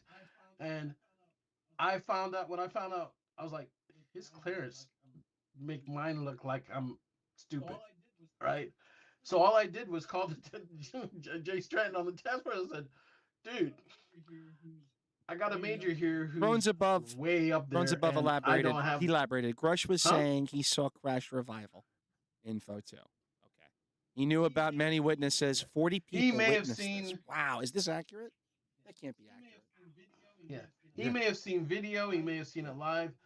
I didn't see any of those stuff. There's and when more than we one. talked, There's none of 40 that stuff got whistleblowers exchanged waiting to in me. the wings to come and say stuff, and Sullivan was one of them. Sullivan had eyes on bodies. He had eyes on crashes. Sullivan was like, he was the key, and he was murdered, bro, like last year. So here's Vito brings up whistleblowers. Whistleblowers, they're called that because they don't want to come forward.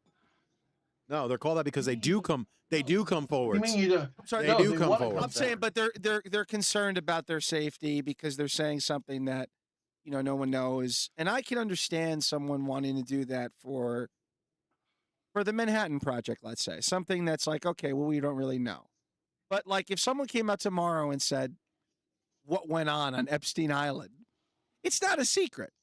So It's why not, would but you? it's- So but it's- so I'm going to parlay that. I'm going to Actually, parlay that gentlemen, into gentlemen, this. My gentlemen, question is, think about it. everybody, they know already. So just come out. What's the fear? No, They don't you know? Because of what they've that's done my to people point. behind the scenes, Joe.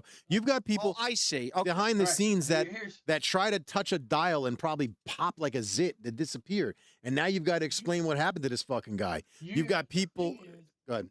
Right. The thing is, whether it's Epstein Islands or anything, we may know in broad strokes what happened, but the devil's in the details, and the details is what Right. people want to keep. And you need amnesty for these guys in order for them to talk. Guys even though that this is kind of obvious to Yeah. people that because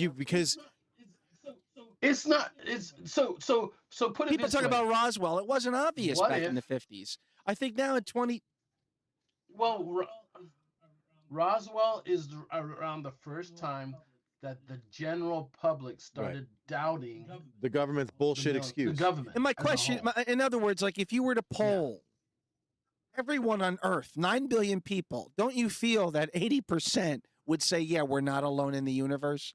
You know, like, it's That's already already been done. done. Okay. Yeah.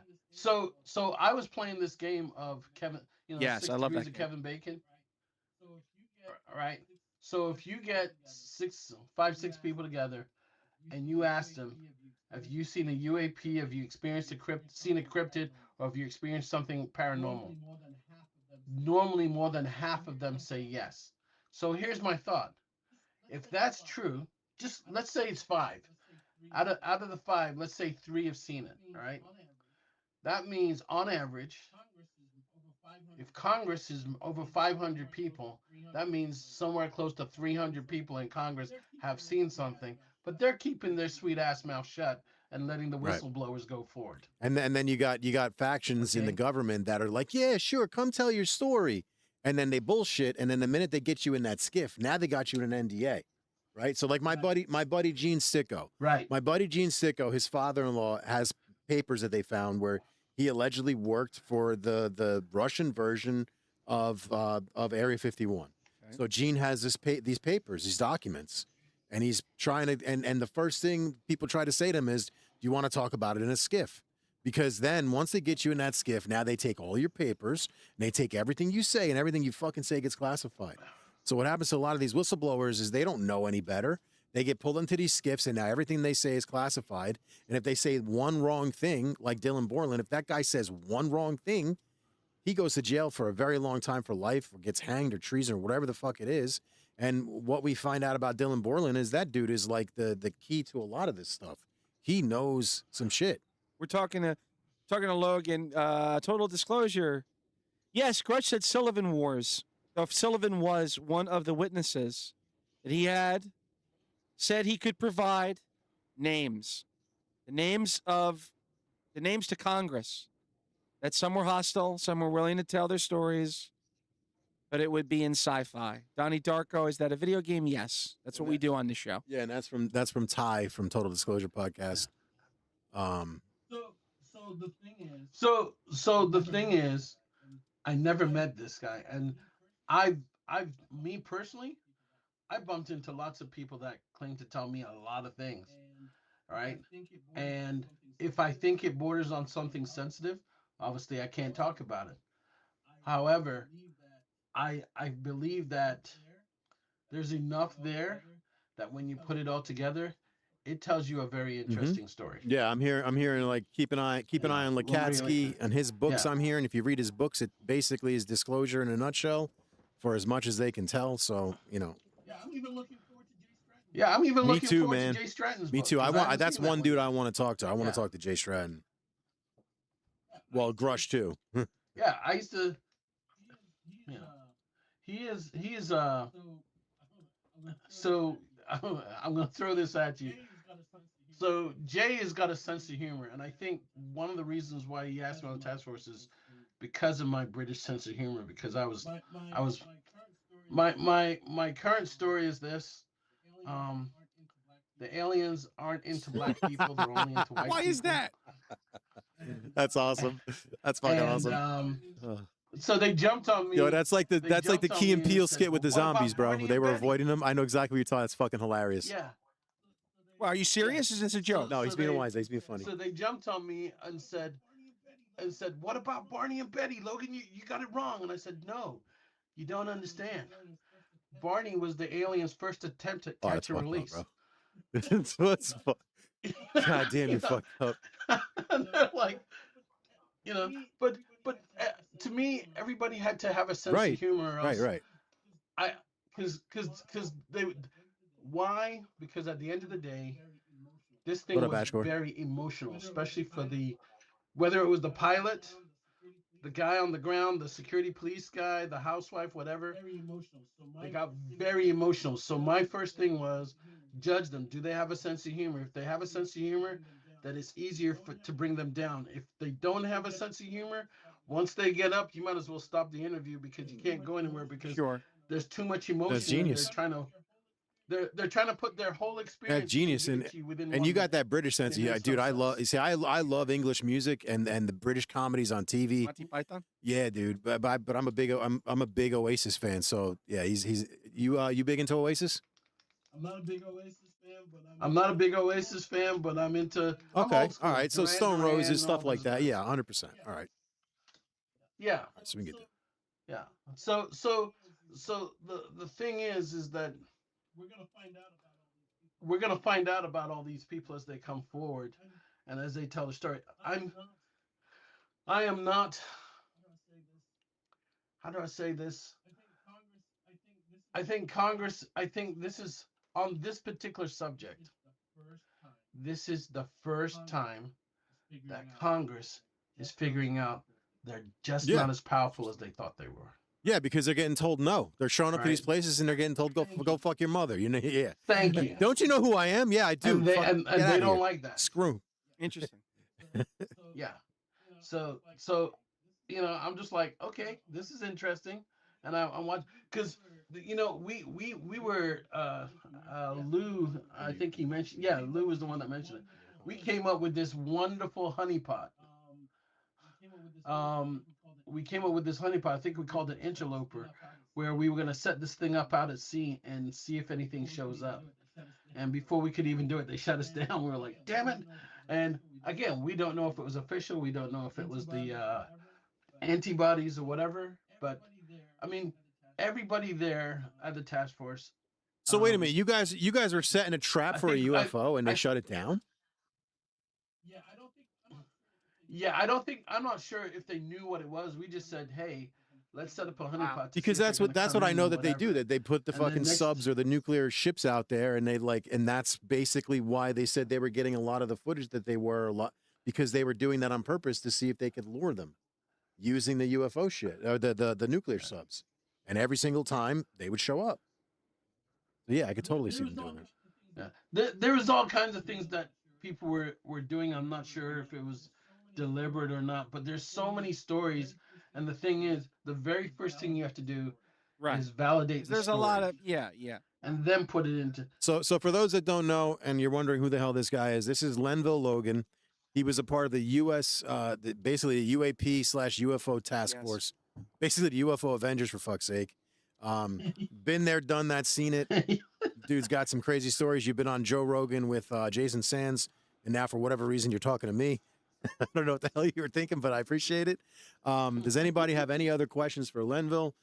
Dude, you're welcome to hang out with us all night if you want. We're good. I love talking to you, and I would love to do an actual in-depth interview with you if you're willing at some point, either this week or next.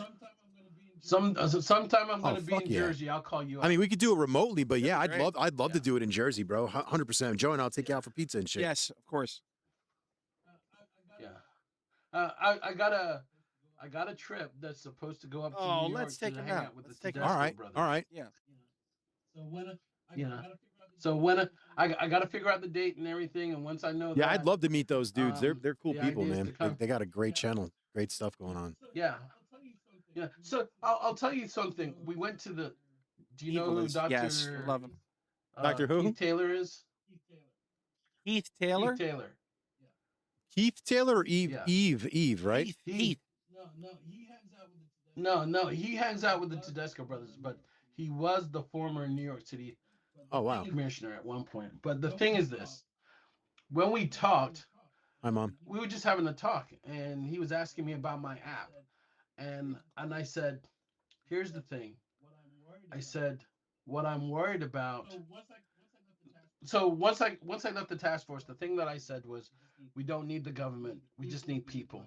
We need the Right. people. We need the right tools," and that's why I created the app. But the bottom line was, sooner or later, we're gonna have an incident because more and more of the first responders are gonna be the first ones to show up, and they're gonna see something and not Well, yeah. understand it because they blew it off. So what if they show up to something and it's got radiation? Well, pouring just out like of it, and they the don't know? drones, right? That were supposedly a big nothing burger, which is absolute bullshit. They gave us these notices to like stay Right. of basically what to do if one is downed, of all the stuff They that we had to do. acknowledged Stay them. away from it. Yeah, They just said it was hobbyists that were total bullshit. Yeah, The biggest line of bullshit I've ever You heard don't- in my you don't believe, fucking yeah. life. So I have a friend that I mean, was they in were Jersey everywhere, at the according time to Dude, my they wife were- and my friends. Bro, you Everywhere. look up, Joe. You look up, they were all over our Yeah. town. But I don't know at night what's a plane, what's a, you know what I mean? What's a star? When Like, something it's is so sitting there difficult. for an hour and Yeah. 20 minutes, not moving, that's not a fucking plane or a star. And it's not that's some weird ass thing, bro. You should have been here, So- Logan. It was great. So Yeah, they here's were what everywhere. here's what she determined for me, because I was asking her to take a look. She said it was her husband, and I think it was her mother. They said this thing looked like a helicopter. It sounded like a helicopter, right? And she said it was in formation with all the Yep. these other things. Her husband pulled out a flashlight, and the trailing one left the formation and came towards them. All right. And then her husband goes, "Did you notice that?" And she was like, "What the hell are you talking about?" And he goes, "Listen." So they could hear the rotor wash, the noise Mhm. from the helicopter, but there Ito was no saw air something. He pressure. came in contact with one, and Yeah. Yeah. So no, all I really want to say is the sound of the helicopter oh, okay. was recorded. Yeah, it's not the real sounds. It wasn't. There was none of that thing. They that's change blowing the sounds trees too. all They over the they would place or change anything. sounds too, dude. They would change shape. Yes. And then the other thing that happened was they reported that a drone Yes, I went In the down. tree, and it was Remember glowing that? weird in Jersey. Yeah, the one that went in the tree, right? Well, so I'm not sure if it's the same one, but they said a drone went down, and they made it sound like it was something so prosaic, so ordinary. It was nothing to look at. Here's a guy on one of the metro trains or whatever. He's going by, and he sees the two sheriff cars blocking the view of the drone. And whatever it was as Yes. big Yeah, as dude, the they were two huge. sheriff cars. They were huge. Right. So how can a drone go down and it be prosaic, and they're just like, oh well, the drone went down. The one nothing to that I worry sent about. you in Signal Chat, that was taken off of my back porch. I Yeah. was literally standing on my back stairs looking up. It was hovering for a second before I started recording. It was literally sitting there hovering. Then I started recording it, and it started flying towards me. I started recording when it started flying towards me. As it got over me, if you watch, it does a weird little to the screen and makes my fucking camera jump. I didn't Yeah. do that. That's no added effect that I did. It pulse flashed me. Once I saw, because I was going out there like every night and live streaming, and my kids were wanting to come with me. But once it did that to me, I go, no, man, because this thing's definitely got some type of defensive capabilities. I don't know what the fuck it is. They fly really weird. They would change sound. They would change shape. They would be sitting for hours. And as soon as darkness hit, they would be up there, hovering over my house. Couldn't figure it out. So what if they were inviting you over for dinner? Well, I didn't want to get and probed. You denied them. I don't want to get probed. I like my anus pure. You know what I mean? I think he means like what if like they were trying to be friendly. Yeah. Okay, so here's the craziest thing.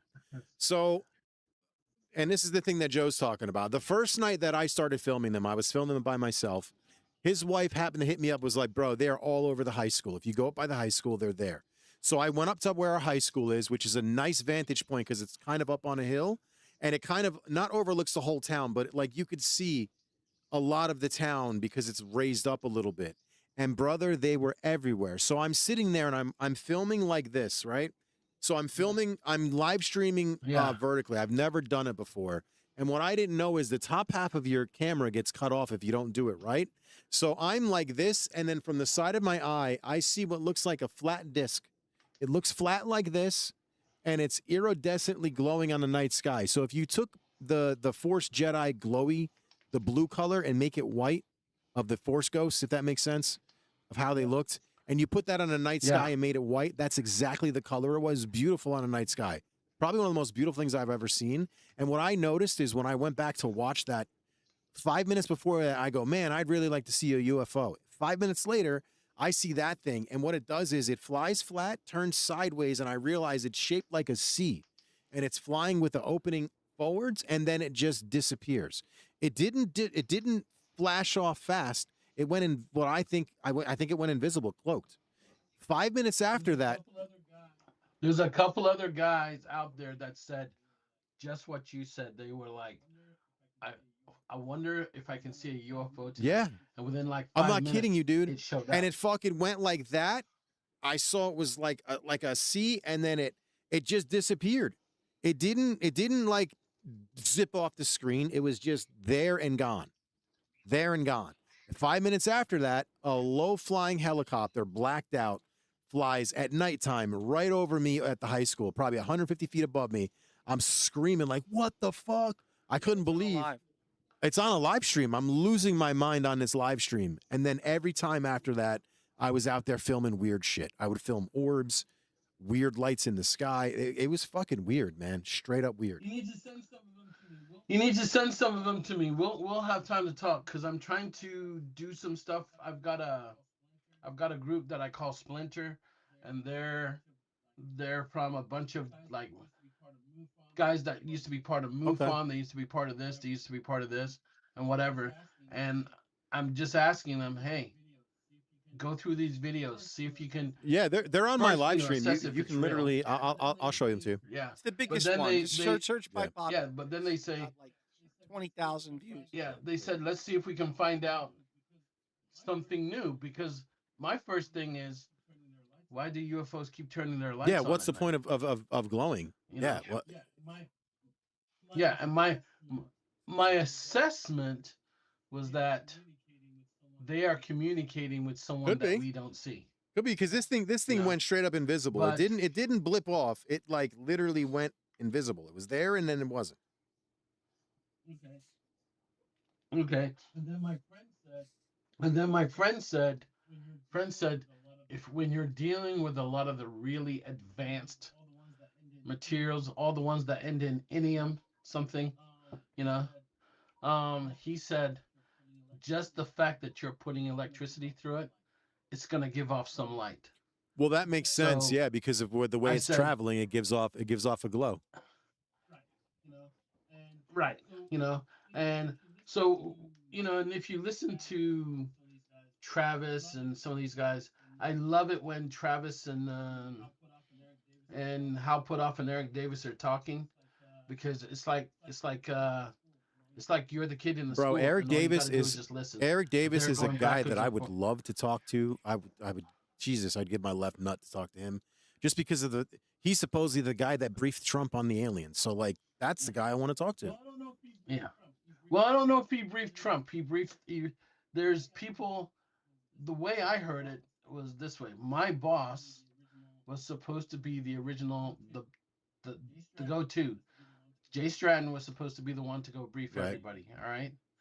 And the rumor that I heard was that before he got a chance to brief him, somebody had said, "Oh, don't worry, he's already briefed." Well, listen, So- and people forget this. People forget who fucking Trump's uncle was. Yeah. Trump's uncle was big in it. They try to say he wasn't, but this is the dude who took Tesla's shit. Hang on one Anyone second. who's- Hang on one second. What? Daytona? Psychopath.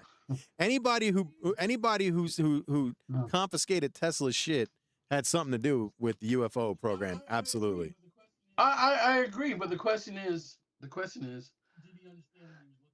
did he understand what he was looking at, or did he just say, "Pack it up, let's keep this stuff here"? Every once in a while, he went to it, and then maybe he passed it off to people. Because of all the Mhm. stuff that we don't know, we can assume a Yo, lot. but we let's still touch don't on your really app. know, I want to you talk know? about your app because your app is pretty cool.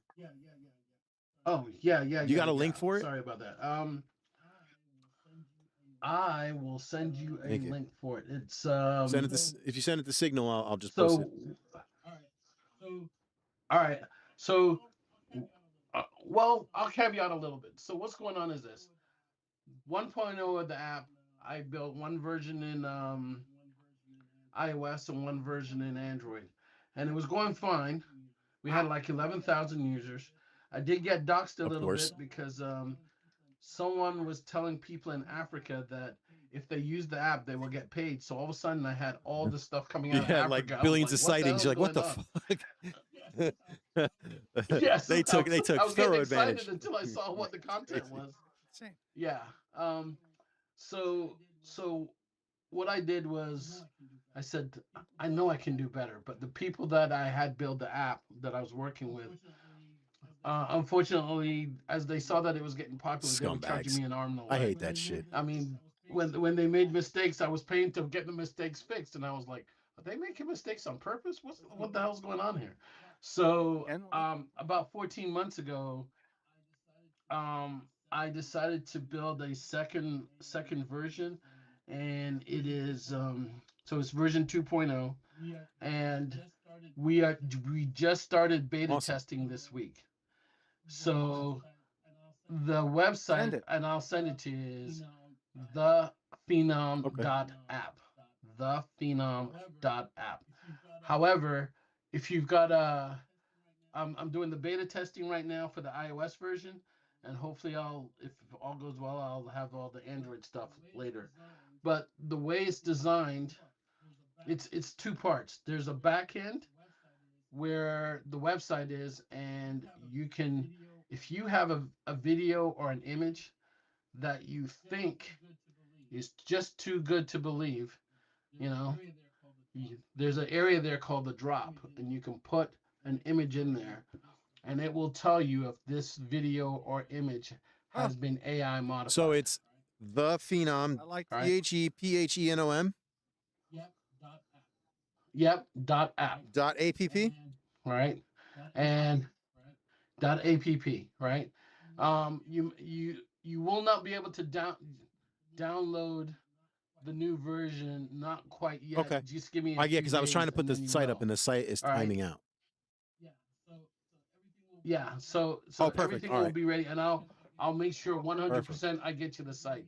And then on the app itself, we've made it just like the original. So if you wanted to be, you could be anonymous. But the real thing is that we are trying to get it so that every sensor on the phone is recording your activity, what your experience is. So if there's any magnetic fluctuation, if there's any acoustics that can be picked up, there's the video that's going to pick up everything. And we are going to tie it in a way so that it can't be faked.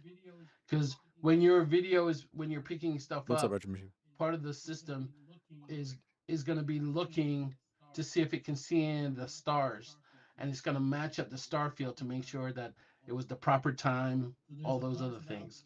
So there's a bunch of algorithms running in the background, all to make sure that one, what you have is real, and two, only you can take credit for it. So later on, if someone says, "Man, this picture was awesome. Did you see this?" If you're the one that took the picture, you will have an NFT token on your phone that says, "Yeah, that's dope. Vito took this picture." Hey, street So you got cred. street. Nice. You're gonna have some street cred now. West Side. Yeah, you know, and there's yeah, there you go. And then the idea is we're gonna add some other things. We're working with Jacques Vallée to. He's got a system that shows validity and stuff like that. We're gonna use that. We're working with Science Bob McGuire and others. But what we're trying to do is we're trying to put a holistic system together so that the one thing we are looking for is this. We're looking for something called the Jinx.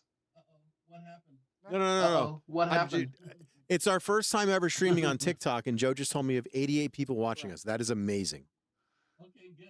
Wow. Okay, good. As long as it's good for you. We're looking for something called a jinx. And a jinx is when one or more people see the same thing. It's kind of like we say, "Oh, I got to get this jinx," and we both say the same thing at the same time. Right, just like that. And what I'm doing is I intend to, if we can put like a gaming ladder, you of course, guys yeah. gaming ladders all the time, right? But the idea is whoever's doing the jinx and whoever has the longest tail, The longest tail to mean The most. you found Right. something, you're the first one to get it, and everybody else saw it after you. We're gonna try and get them something like some kind of an award. Maybe they get an extra lens that they can put on their phone that can do extra zoom stuff. What's up, Sheldon? What it is we're going to be doing some infrared stuff or thermal stuff, and we're working with other guys that so I could probably link you. I can link you with stuff out there. Probed, and I could probably link you with my buddy Whistling Mike. Do you know what Whistling Mike is? No, but if they're willing to sign an NDA until I get everything finished, I'm all for Whistling Mike. letting them. Whistling Mike is the guy that Burleson says has the 4K footage of craft over Kansas, and You've seen it? no, I've not seen any of that stuff. No, he can't show us that. He'll go to jail. No, legitimately, he'll go to jail. Okay, he's so testified. First thing I asked Logan.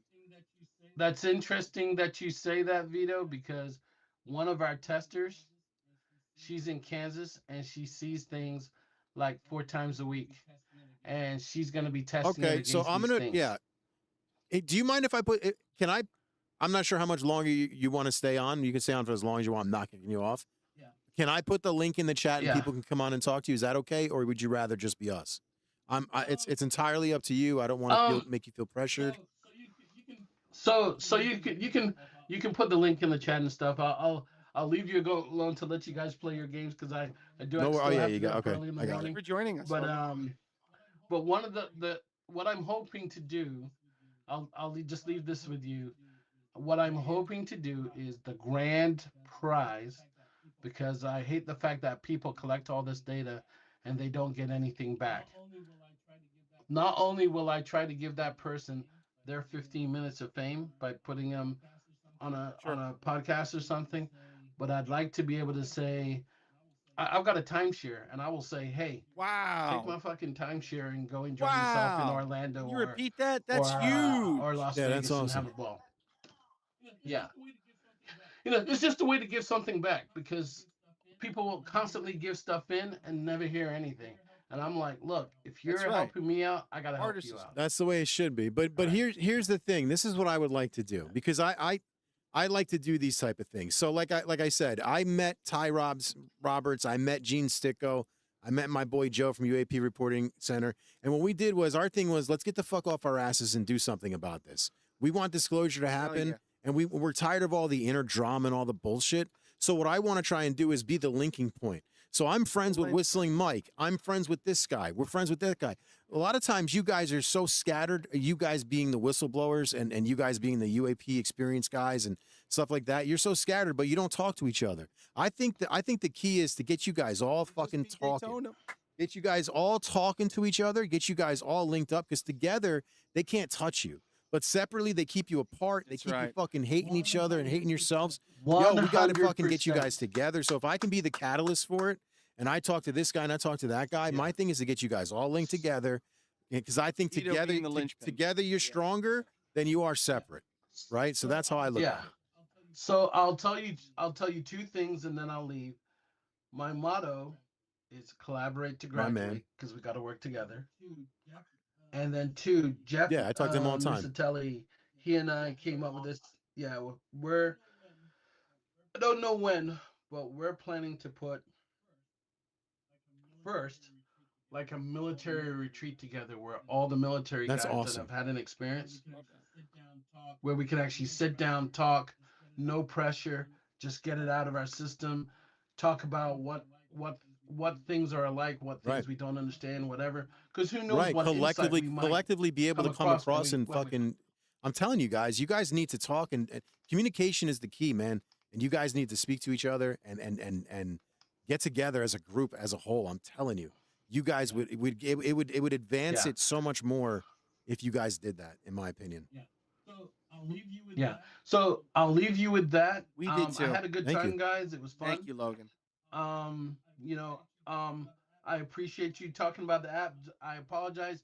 It's not quite ready No, yet. but when it is, I'm going to promote the shit out of it. And I'll reach back out to you guys and I'll let you know. So what we're going to be doing is, I think over the next week or so, we will be going on what I call the hiatus break for the for the season, summer vacation, because we just get a lot going on. So we do it differently than most. Most people stream year round. We take a break for the summer and then we pick back up in September. But in the meantime, we also I'll be doing special things. So like, of course, if anybody that you know sees this and they want to come on the show, yo, they're welcome. There's an open door policy. we're going to share. I can stuff. ask him. I can ask those guys and say, hey. Yeah, if you and wanna I talk do to the these UFO guys, stuff feel also, free. and I've got the strength of the other creators. These guys will talk to anybody that I say, hey, let's talk to these guys. So What's that? I should add one thing. The app, originally we're starting off with UAP, but the idea is we're going to use it to capture UAP, cryptid, and paranormal. Is that because the data. ghost thing is up my alley? That's something that I've I experienced. tell you know that, like my entire life. some of the fire side, a lot of the ghost videos get big numbers for Perfect Storm. So, yeah, I think you should broaden it. Yeah, I'm not just a game. I am an experiencer. I've experienced spirits that have spoken to me like I'm speaking to Joe. I've spoken to my grandfather. Well, out at Skinwalker Ranch, they saw them all the time. So when we talked, I said, well, why don't we go after all of them? Because if we only go after one, we may be missing other data from the other. Yeah, So, my mom is in the makes chat. sense. She can vouch. So- I literally spoke to my grandfather, and the thing that blew her mind, and I had never seen him, and this is back in the this is back in the 80s, but my grandfather's best friend growing up was a black man, and that's not very common for back in the day. You know what I mean? And I saw him standing with my grandfather, and that's what blew my mother's mind. I'd never seen it. There's no way I would ever know my grandfather was best friends with a black dude. No way for me ever to have known that. And that my mother was like crying. She was fucking standing there crying. Well, you're Italian, right? You know the African community. Oh, yeah, dude, I'm 7%. I did Ancestry. I got northern Africa. What about the Moors? Yeah. 100%. They raped their way across Sicily, left, right, and center, and I was part of it for Lucky sure. bastard. I mean, yeah. Yeah. So, But my wife, she's very happy. 7%. You know. yes. Boom. 7%. It's not in my dick. I'm kidding. It's not in my dick, guys. No. But yeah, no, dude, it's fucking it's crazy. All right. So brother, thanks anytime. for having me, guys. We'll stay in contact. Hit me up on Signal. Like I said, I keep weird hours, and I love to talk. I definitely want to talk the Miami Mall stuff more because that one influences me. I want to do a video on that. You want to talk to what? I want to talk to you more about. You showed me that link with the Miami Mall incident earlier. Yes. So hell yeah. Yes, we can talk some more about that later. Very nice talking to you, Logan. guys. Thank you. Appreciate you. Take care. Peace out. All right, That's bye. a big deal that we got. Hell yeah. He was on Rogan. On Joe Rogan Unbelievable. with Jason Sands. Yeah, it was a great show. He stayed humble. I mean, Joe Rogan, you start to wave your dick around, but that guy was very humble. Oh, Did our dude. show. Lenval's the man. Now, who is Lenval to a layman? What do you mean? Explain not him, the person he was with on Rogan.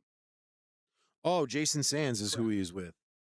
Jason Sands is also another experiencer who was saying some fucking wild shit on that podcast.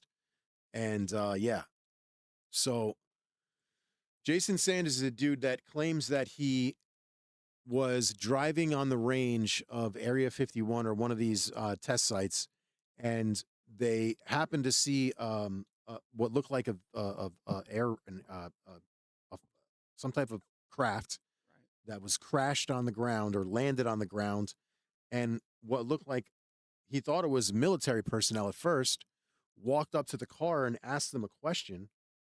Do you have this and this? Get out of here. This was a being? Yeah, this is crazy. It's like a blue-skinned being, bald. The story's nuts. But what ends up happening is Jason Sands then ends up elaborating more and more on different stories and different things on this podcast. So then fast forward to a couple of weeks either before or after that, he's on with James Fox. You know James Fox. What's up, Monkey King? You know who James Fox is, right? So James Fox is on Julian Dory, the guy who came in our house. Yes. The guy sitting right where you are. Yes. And on that show, James Fox is like, if you start talking about this crazy shit that you talked about on Rogan, I'll fucking leave right now. What? Why? And that is the because why would he be so disrespectful? It wasn't that he was being disrespectful. James Fox is trying to get No, it's really not because what's happening is this guy, and I'm not saying Jason Sands is lying or changing his story, but as Jason Sands is being on more and more of these shows, his story starts Shifting. not so much shifting, but more stuff. I killed a blue alien. The government gave me a gun. Like crazy outlandish stuff that he was saying. He's embellishing, you're saying. We don't know. We don't know. We don't know if you listen. You don't know what somebody has done or has not done. Is it true? I don't know. But this guy's making these claims. I'm not sure. So that's kind of what it was. So that's what James Fox was like. If you fucking do this, I'm out. And that was kind of what turned Julian Dory off to the woo and the whole UFO stuff.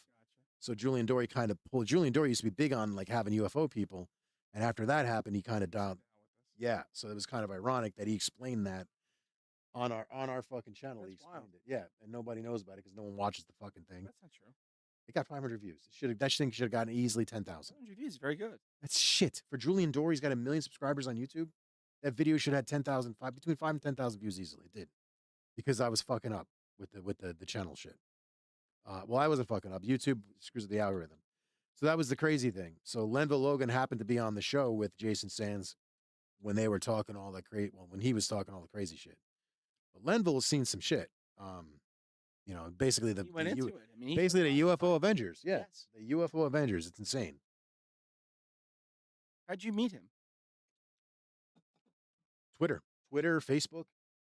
I'm telling you, Twitter has been a godsend for the UFO community and me. Or just in general, just meeting people in general. Twitter's been a godsend. I can put the link in the chat. Anybody wants to jump in? Yeah, of course. Throw the link in.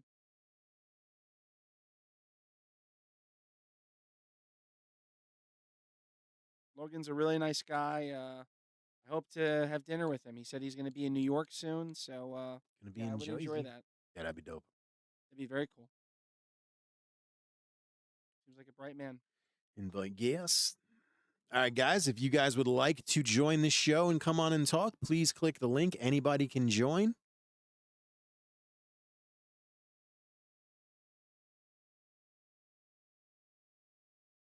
If you have any questions for Joe or I, if you got a game to suggest, Yeah, we beat Daytona. We beat Mortal Kombat, Street Fighter. you want to call us names or whatever you want to do, we're here for you. Well, no, not the name calling, please. We had enough of that.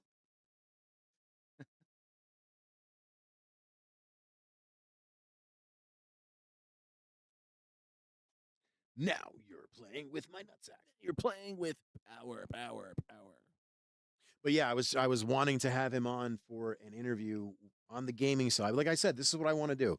I want to start getting big name UFO people in here, either in studio is the key, and then have them over on the fucking UFO side for an interview, or even the lives. You know what I mean? Hey, Lenval, we're doing a show on blah blah blah.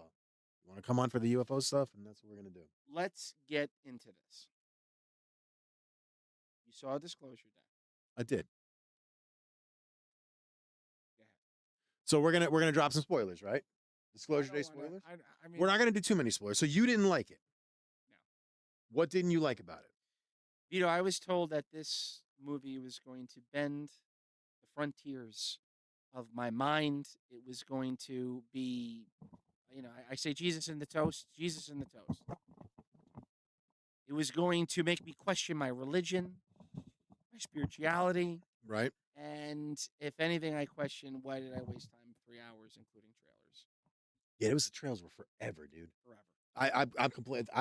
I liked the movie. I thought it was. The I movie thought it was well done. Okay, no, Retro Machine. We'll respect you. We won't do spoilers. No spoilers. No spoilers. It doesn't know what it wants to be. It doesn't know if it wants to be a mystery, if it wants to be a thriller, suspense, action, shot as a docuseries. It's really all over the place. I'll say that. Ironically enough, the first act of the movie is the best. It's the best. Yeah. The second act is kind of slow and boring, and the third act is unbelievably predictable. Yeah, it seemed like they ran out of idea. I get what you're saying. The ending is cringe. It was poorly executed. Again, predictable, just anticlimactic. So, I'm sorry I mentioned Wardex. Wardex is a fictional agency in the movie that kind of encompasses FBI, CIA, and whatnot. Did you find the movie was dated? Did you find in a lot of ways that we were watching a movie from 1994, including the CGI? Oh my God, yeah, that's the thing that we talked about the other day. we spoke about was like, bro, you couldn't get a fucking better looking fox or a real fox. Like the animals were shit. Horrible. Now I liked the disclosure reveal. I thought that was outstanding. I loved the disclosure reveal. I thought that was yes. And you know what? I missed, and I'm not going to say what it is. It's an early scene, but I had to go to the bathroom so bad I couldn't hold it in. And if I didn't go, I was going to literally like spew chocolate rain all over my seat. But like the one scene, I'll turn the mic. What's wrong with it? Oh God. Right, like the scene, like the one scene that you need to see in the movie. You gotta see. I fucking missed it. Yeah. Straight up missed it. I mean, I think it's 79% on Rotten Tomatoes. I think it might have been lower or higher. I don't know. I think that's generous, but it borrowed a lot from other movies. It borrowed a lot from Signs. It borrowed a lot from The Fifth Kind. Yeah. Borrowed a lot from Superman. Like that crystal, I thought was straight from. Wait, what is it? The crystal. I thought that was straight from Krypton. The crystal. Oh. Yeah. The thing in his hand. It looked like from the Fortress of Solitude. Spielberg. I guess my hopes were up. I guess that was it too. My hopes are really up. I think what happened is it got hyped too much. That's a good point. That's what I think happened. I think it got hyped too much, and then you combine that with the fact that you have all these UFO drops that are happening, and you also have to understand. Now you're not as into the phenomenon as I am, but I'm not an enthusiast, right? But you're not a normie. I consider myself. Oh no. You're not a normie, Joe. You know a lot more than because of you. Yeah. Yeah, but you know a lot more than the average person. I suppose. Yeah. So that movie wasn't for you, and that's what I try to explain to people. That movie's not. It's just like what is it? Age of Disclosure. That wasn't for us. That wasn't for me. That was for people who don't know. For the everyday person who's not into UFOs or sky watching, doesn't understand that there's different Possible species. that they interpreted it that better than we did. So did you go alone to see it? I went with Lorraine. Now, what did she think of it? I think she liked it. Yeah. I think she really did. I thought because we just watched it on Sunday, and then I had to talk about it with the other guys from the other show. This is important. What did they think? Did they feel it was lackluster or those guys? Actually, I was the only person on a panel that gave it as high of a rating as I did. But again, I'm looking at it from a different perspective. A lot of people looked at those drops and said that they're nothing burgers. They're not nothing burgers. You have the U.S. government for the first time in 80 years to 100 years letting us know, yo, there's some shit out there. We don't fucking know what it is. Ones that they already declassified, they're saying are nothing burgers, not the new information. No, they're claiming that everything's a big nothing. Yeah, because you can't paint with a broad brush. Because the problem is it's because you don't have these guys dragging out aliens. That's the problem. Is Trump has not dragged out an alien, and that's the only thing that's going to get people to go, holy shit. Wouldn't you agree though? Like, shouldn't we see them? Yes, I want to see them. You know what I mean? Like, don't you want to see them? But I think that they're going to do it slowly. I think actually showing an alien might have the same. 2026. You do think that? Possibly. You don't think people are ready for that? I don't know. I would hope that they are, but I don't know. I know I am. I know I'm ready for it. You know what I mean? Like for sure I am. Yeah. But some people, unfortunately, people are fucking afraid of the wind blowing, Joe. And they have a way of manipulating people to make them, crazy? Yeah, 100%. You know, it sucks because there's this little ticker up here in the chat that gives me the numbers, but I can't see it. Oh, no. All in, we had over 100 people. If you include everything. Yep. Chuck Ludreen. We still got an hour of the show left. I know. Yeah, he was on 2 hours. So I'm glad he was. 100%, dude. He could have stayed all. I like Logan, and I find him incredibly fascinating. And I also like people that are humble and grounded, and they don't let going on Joe Rogan get to their head. And they're rare, right? Those are rare people. Mm-hmm. Like, you're not going to find them in every walk of life. And he was certainly one of them. So, yeah, thank you, Logan. I appreciate what he said. I hope he didn't, The you know, joking? No, he. expose himself. No, no. Oh, you're talking about yeah. No, I mean, I started the interview with that. Just what can you talk about? What can't you talk about? I don't want you to disclose something that's classified. No, the joking I do because this is a joking segment. right. Yeah, we break So balls. every once in a while, I'll throw in something ridiculous, and he appreciated that too. No, he was a very cool guy. Can't believe you met him on X. Can't believe that. Through Facebook, actually. My buddy Ty was going to interview him, and I knew who he was, and I saw he popped up on my Facebook, so I sent a friend request. I saw he was friends with Ty and Gene, so then that was it. He accepted me. I hit him up in a DM on Facebook. Was like, hey, I'm Vito. I'm from Perfect Storm Gaming. This is who I am. This is what I have. And you got to look at it like this. These guys must get approached by Many fucking. people. But not only that, there's people who are trying to like infiltrate them and fuck them over and just do bad things to these people. Yeah.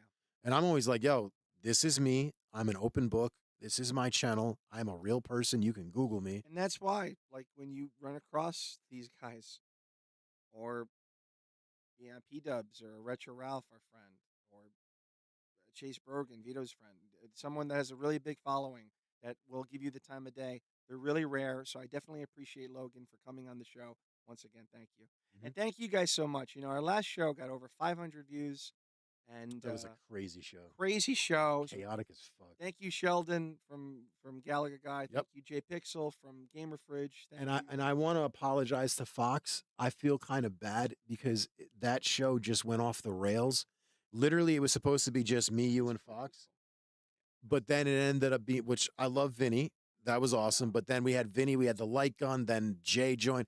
And we've been doing lately was the open invite, having anybody with the ability to be on.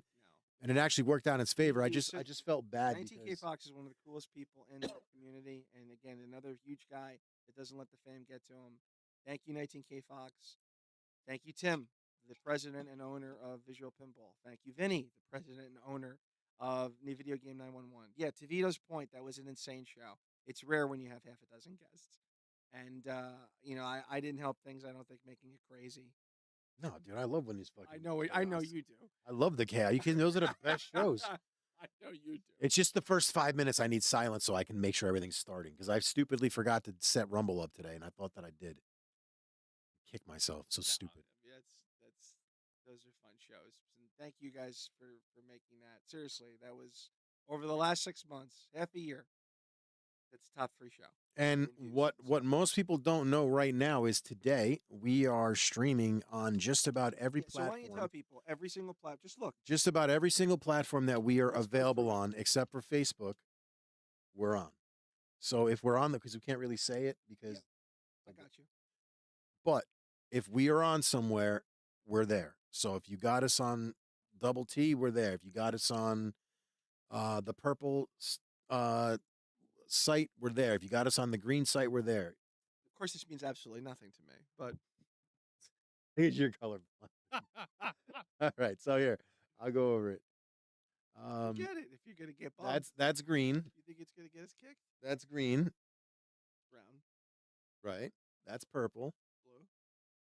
And you see, I'm just showing you the sites. That's that. Purple. That's green. 2 socials are blue or purple. That's double T. Right here. I have God knows how many people are in here, which is awesome. Some comments in this live filtered to protect the community. That's insane to me. What do you mean? This is what TikTok does. They start just censoring. TikTok censors? 100%, like viciously. I guess we'll do X will be black because that's the color. I didn't think that it would do that. Of all the social media websites, I thought 58 watching us on X. How you guys doing? it's incredible. No, there's about 100 all in watching us. It's There's more than that. Yeah. Well, there's about 100 on TikTok. Yeah, that's right. So that's again, you guys. We're approaching you guys, 200 in my opinion. You guys are incredible, and like Vito said, we're going to go on a break, but that doesn't mean we're going to go anywhere. We're going to do stuff where Vito's going to be streaming alone. We're going to be doing impromptu stuff. Yep. We're going to be at Too Many Games next week, so I'm sure we're going to go live doing that. That's supposed to be nuts. Now, did you spoke to Brooklyn? Not yet. We're going out. When? Well, when are we going to Too Many Games? You going Friday? I'm going Friday and Saturday, but I'm not doing the hotel. What? It's pointless. It's pointless. What do you mean it's pointless? It's an hour and 20 away. It's just pointless. It's not pointless. It's pointless. It is. It's not pointless. If I leave the house at 8:30, I'll get there by 10. Right? So what the hell do I need to have a hotel? And why would you drive back? It's it's only an stupid. hour and It's- 20. Yeah, that's one way, and then back and forth, back and forth. It doesn't make sense, Joe. And then you're driving down the shore on a weekend. You're driving down the shore. You're basically essentially No, driving down- Philadelphia. Yeah, but you're taking the turnpike down the shore. You're still hitting shore traffic on a Friday, bro. I'm telling you, it's smarter to stay overnight. Joe Rad's going to be there.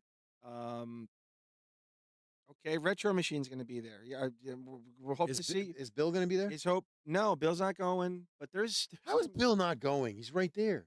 Philly, I thought Bill was going to come with us. Texas. Bill lives in Texas. Not that Bill. Bill Retro. Retro Gaming. Bill. He hasn't decided yet. I thought you meant Gamer Looks at 40. No. No, Retro Bill hasn't decided yet. The Retro Machine TV is going to be there. Yeah, I hope to see you guys. Yeah, I hope to see you there too. Alan is still on the fence. It's supposedly really wild. It's supposedly like an expo that gets pretty rowdy, which is right up our That's right up my alley. right up our alley. I've never been to too many games. I was supposed to go last year. I had tickets, but I ended up not You going. had tickets to go. I ended up not going. Now, why didn't you go? It was supposed to be me and Lorraine and I, and it was just we were it was a lazy Sunday, and I'm like, fuck it, I'm not going. Okay. You know what I mean? I was like, I looked at it. It was like an hour and 40-minute drive, and I'm like, ugh. Like we got up, I didn't feel like going. We have been to, as you guys know, Retro World. We've been to Cleveland Gaming. We've been to a bunch. This year, we went to Pinfest and had a great time, Vito and us. We've been to a lot of these conventions and expos before, but this is one that we have not been to yet. We've not been to too many games, and as I said, I'm really looking forward to it. Everyone I know in the community unilaterally says that this is a great convention. So if you're going, look for us. Look for Vito. You know what Vito looks like? A handsome man, strapping young lad. and me, the bald guy. Just listen for the the scream. tall, the 6'2" big mouth with the who's bald. Yeah, I'm not difficult to find. Joe is not quiet. Very quiet. Quiet is very reserved. You know, you won't even know he's there. Basically, you'd be like, right. wow, I could swear Joe was here, but it's just you never hear him. No. Never hear you. What's this? This is Panzer Dragoon. I don't know if you've been paying attention, But you've been on a bit of a Saturn kick. I have been paying attention. but there's no Sonic, there's no Mario, there's no Shinobi, there's No, Double no. Dragon. I like it. This is you can play them. New. all. I let it never be said that I am not overbearingly stubborn. Or no, how should I say that? I don't know. I've got nothing. But the point I'm trying to make is I listen when Vito, my friend, my partner, says something. He wants me to play different games. I've been on a Sega Saturn kick. We beat Street Fighter on the Saturn. We beat Mortal Kombat on the Saturn. We beat Daytona just now on the Saturn I like it. And I like now- Joe comes with the game plan. I like that. with an actual I like that. where I'm not flying by the seat of my pants. Lookout world. Now we're playing We got a list. Panzer. What's that? You got a list of games? Just Saturn. All right. Just, the theme was Saturn. We're playing Panzer No, I like Dragoon. doing that. That's You cool. like doing that? Yeah, This yeah, is the 30th anniversary. Very underrated system. Yeah, I get a lot of nostalgia. So with this is the 30th anniversary. Happy birthday, Saturn. Happy birthday, Saturn. Happy A lot birthday, of Saturn. nostalgia with this with my wife. A lot of nostalgia. Yeah, this is her favorite console, right? So when I was dating her, she said, come over my father's. You haven't met him yet. So I said, okay. She's like, he has custody. My brothers will be there. He's What up, Blairzilla? macaroni. I said, you make your own gravy? She said, yeah. I said, awesome. She's like, yeah, it's great. We'll go to Blockbuster. We'll rent a video. We'll have some cake and coffee afterwards. We'll play video games. And then boom, like I'm 18. My ears perked right up. I said, video games. What do you got? And she said, we've got Sega. So I'm like, okay. In my head thinking, it's not Master System. It's too old. And it's not going to be Saturn. So hold on a And second. Dreamcast didn't come out yet. So, So I'm thinking she's got Genesis. so you're got- basically this is the Lego thing where like he sees the girl of his dreams. Like you're like, hold on, you have what system? Genesis. The Genesis. She just said Sega. So I'm thinking it's Genesis. It's Right. probably Genesis, which is fine. I'll pass the time away. I go, ding dong. Michelle's father comes out, big strapping guy, size 20 neck. How you doing, Joe? He shakes my hand. A real man. I really respected that. Hi, Mr. Palmieri. The boys are there. The boys are 8 and 10 at the time, Sal and Chris. And, I make small talk, and then we go in the back, and boom. And I'm like, Michelle, this is Saturn. She's like, yeah. Well, what did I say? I said, you said Sega. You have Saturn? And they have such a collection of video games. I don't know. And I didn't know anybody back then in 98, 99, whenever the hell it was, that had a Saturn. It was unbelievable to me. I was like, you have Saturn? Saturn was very rare. People usually had N64, they had PlayStation. I never. Well, played yeah, Genesis, maybe Sega Master System, and no offense, it's a girl, so you just expect her not to know. Right. She's not gonna know it. Right, she's not gonna know which game. Meanwhile, she's fucking kicking your ass in Street Fighter. Right. And it was the first time I experienced it. And I'm in the back, 20 minutes go by, a half hour, an hour. All of a sudden, she comes out. She's like, hey, you want to go out and, kind of mingle with my dad? I'm like, oh, yeah, sorry. Like, no, I'm playing Saturn. Yeah. Who? I'm out. I'm Mr. Palmieri. Sorry about that. I never played Saturn before. Thank you, Glairzilla. Appreciate it. Yeah, thank you, Glairzilla. Thank you guys for the support. Thank you guys for all the questions that you asked, Logan. Thank you, whomever. I forget who gave the super chat. What a base with Jax. What's up, Chris? Playing a classic. That's right, Chris. That's right. The chat is open, Chris. You're welcome to pop in. We got click the link if you want to come. The and link, shoot and anybody can. Anybody's welcome to come in. So, this is Chris. For those that don't know, Ace of Jacks, great guy. Glairzilla Gaming. I know the name, but it's new to the chat. On a show called Late Night Live on Friday nights. I think I have you on YouTube. Or, excuse me, I should say Saturday mornings. Technically, it's midnight on the East Coast. He does it with Dathan, Eric, Monkey King. What's up there, buddy? Ryan, the Garage Gamer. Does Joe have any alien stories? Joe, have you ever seen a UFO, or do you have any alien stories? I think you have a ghost story, right? Yeah, I have. I don't have an alien story, but I have a ghost story. Okay, so well, I just got married. It's 2005, and Michelle and I were ready to go to a party, and right before we were leaving, she had to go into the bathroom, so I'm sitting down, just doing nothing, and my phone starts lighting up, and showing characters that I'd never seen before. They weren't English. It was just characters I'd never seen before. Really? And I said, "What is this?" And my wife was there, so she's witness. She's witness to it. And she's like, "What's going on?" She's just like, do something, I'm like trying to turn it off and whatnot. And through the static, the answer button came through, I guess. Oh no, I'm sorry. It was a button back then. I'm thinking answer in my head like it was a screen. The answer button was a button. And Michelle said that. She said, press answer. Maybe someone's trying to call you. Goosebumps. I press answer. Ask Michelle about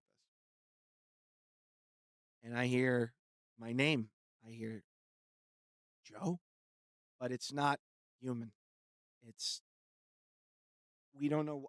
I can't even explain it. Michelle, to this day, we get goosebumps. Ask her.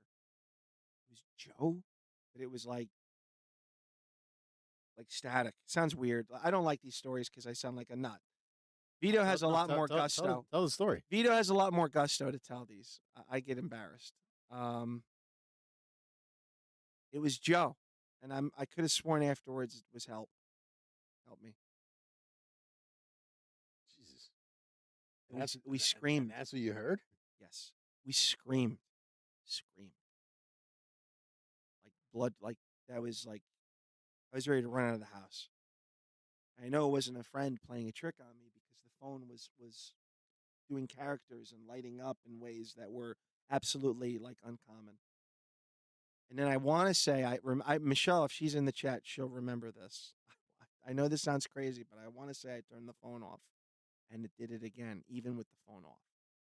I was ready to throw my phone out the window. Yeah, that's some freaky shit. That was as close as I came. How about you? You have like ghost stories like in your house, right? There's the one with my grandfather at a diner in Main Street in Orange, New Jersey, where we were going to pay, and it's an older man, and I see him, but my mother doesn't. So I see him like I'm looking at you. He looks like he's there, like a normal person. And he says, "Hello, Vito. Nice to meet you." And I'm a little kid, so I'm like, "Hello." And he's like, "Do you know who I am?" And I just knew. I'm like, "Yeah, your grandpa." You knew I knew. unconsciously, subliminally. Yeah. Just knew. I never seen a picture of him. You never seen a picture of him? Never seen a picture of him. And my mother's like, "Vito, who are you talking to?" Because I'm a little kid. I'm standing there talking. You're Some a little conversation. kid, yeah. So I said, I'm looking at Grandpa Eugene. She's like, "What?" I said, "Grandpa Eugene, your father. He's here."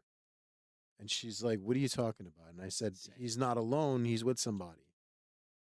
So then I told her the guy's name I think his name was James. It was his best friend in life, an African American man. And like I said, back then, my grandfather, I believe, died in the 70s, maybe From? the 60s. I don't know. Before I was born. So back then, you didn't have black men and white men that were friends. It's just not common, unfortunately. You know what I mean? That's not So racial either. it's Like that's unfortunately they what it didn't was. fraternize. Yeah. So yeah, it's- I agree. I agree, Vito. it's fucked up. It's not right, but Right, correct. that's unfortunately how it was. But my grandfather was different. My grandfather had a best friend who was black. And so is Vito and me. Vito has For me to a not, black friend. Yeah. for me to know that was insane, and that's what made my mother like freak out. She started crying and stuff like that. And my grandfather just said he's proud of her and it was good to meet me, and he just wanted to meet me. I don't know why me specifically, but he wants to meet me. So that was that. And then fast forward to years later, a couple of years later, we lived in a house in Orange, and it was severely haunted. I mean, horrifically. It was Christmas time, and I went upstairs to my sister's room, and that's where my mother would hide the presents. And I walk up in the room, and my sister comes behind me and says, "What are you doing?" She catches me snooping for presents. How old? So I was about 7. So I'm talking to her, and my back is to the door. She's in front of me. And then from behind me, now my sister's in front of me, but from behind me, I hear my sister say, "Vito, who are you talking to?" And whatever the fuck was in front of me smiled at me with this weird, evil smile. Oh, And then evil? like it just had this weird smile, like this, listen, it knew that I knew my sister's voice behind me, and I knew that my sister was in front of me. It knew that I heard. You think? Of course, it's right in front of me, Joe. I'm having a conversation with what I think is my sister. And from behind me, my sister says, "Vito, who you talking to?" I say. So obviously it fucking knows, and it had this weird, evil look on its face. And then when I turned around, my sister walked in. When I looked in front of me, it was gone. And I lost it. I turned white, and I started screaming, crying. I was 7. I've lost my shit. And then I explained to her what happened. So that was another instance of, and just for my entire life, the ghosts and paranormal stuff, I either feel them or I know that they're there. Like the last house we lived in before a year, there was something weird there. I could feel it, and it didn't like us living there. Really? Ty from Total Disclosure podcast. I went to Boston for his thing, and I did an interview. And when we arrived there, I felt like I was being watched. And then Gene Sticko, one of our buddies that came there, he's the producer of the show. He turned gray to where he didn't look healthy, like he didn't look right, like something was wrong with him. And I thought that I'd be doing CPR on him within like fucking 10 minutes. So Gene went and laid down in the other room, and then I went to the bathroom and came out. And when I did, Ty's dog Logan was there, actually, ironically enough. And the minute that dog saw me, it walked over to me and just basically stayed with me, kind of like what your dog used to do. Remember Cuddles? Yeah. Cuddles used to sit at my feet. It's the craziest thing ever. Cuddles was very different with people that weren't familial, and Took a for liking whatever reason, to me. not for whatever reason, Vito's a sweetheart, but just for Vito for Vito specifically, like he was It just was very sitting much alike. weird, dude. I didn't understand it. Would Well, literally Rocky, sit. yeah, I have the same thing. But that's the same thing Logan did. Logan took one look at me and glued himself to me. And then when we started talking, Logan had his back to me in protector mode. He stood up on his hind legs and walked across the fucking room trying to like climb up to the top of the refrigerator. And that's when I felt the thing's presence was, I think there's two things there actually, not just one, there's two. And then we started having weird shit happening. The lights started going on and off. The cameras started turning off. It drained 3 full batteries, which is a very common thing for Is it from supernatural. for paranormal? To drain batteries? That's very common. Yeah, it drains batteries. So that was what was going on. And then Ty actually had something also happen where he was talking. You see these clips? He was talking, bro. These clips came flying off his microphone. Really? Right. You know how hard it is to unscrew this? Impossible. Right. These don't just unscrew off. It was the craziest thing ever. Yeah. So yeah, his studio's haunted, 100%. Joe, I had a similar thing happen. Static followed by a voice. Yeah, it wasn't human. Like it wasn't. Oh, that's fucking nuts. Yeah. Thank God my wife was with me because. Ty, if you're still listening, you want to join the show, click the link. I'll pop you on. Not thank God so much, but like. gotta pee. Sometimes you think you're crazy, like sometimes it's like, am I seeing things? Am I hearing things? So when someone else is there to witness it and you're both present and you're both sober, like, like, all right, like this happened. It's not like I dreamed it, right? Like,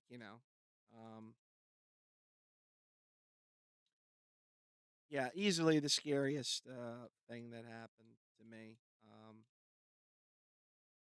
I know as I say this story, it doesn't seem scary. You think, well, what the hell are you scared of? It's just a phone. But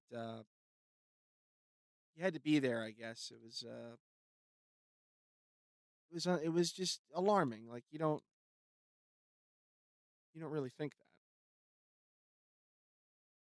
And as I said, because of the characters, you know, I know it wasn't a friend playing a trick on me.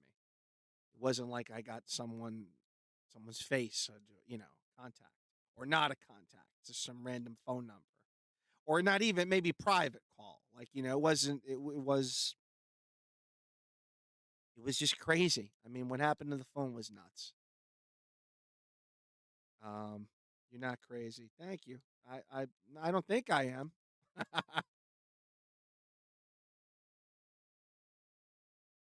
um, I happen to like it now, like, when I'm not in an element where I'm surprised by it. I like those moments. And why I like those moments is because, it kind of proves that there's something. There's something after this. I'm a man of faith. I'm God-fearing Christian, Catholic. But, of course, I have doubts, just like any other person. Sometimes sometimes you doubt. But then when you have these moments of unexplained phenomenons, it's something. It's got to be something. I can't explain it. And it's a phenomenon. Um,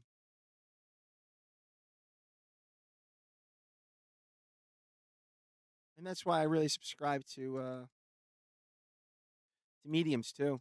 And I'm a big medium fan. Big medium fan. Fan of John Edward, George Anderson. George Anderson's a great medium. People that just do things and know stuff that you can't really explain. There's no way of tricking it. There's no way of disproving it unless the family is in on it, which, I don't believe that to be the case. I think you can have a bad medium. I think that's possible. There are bad mediums, but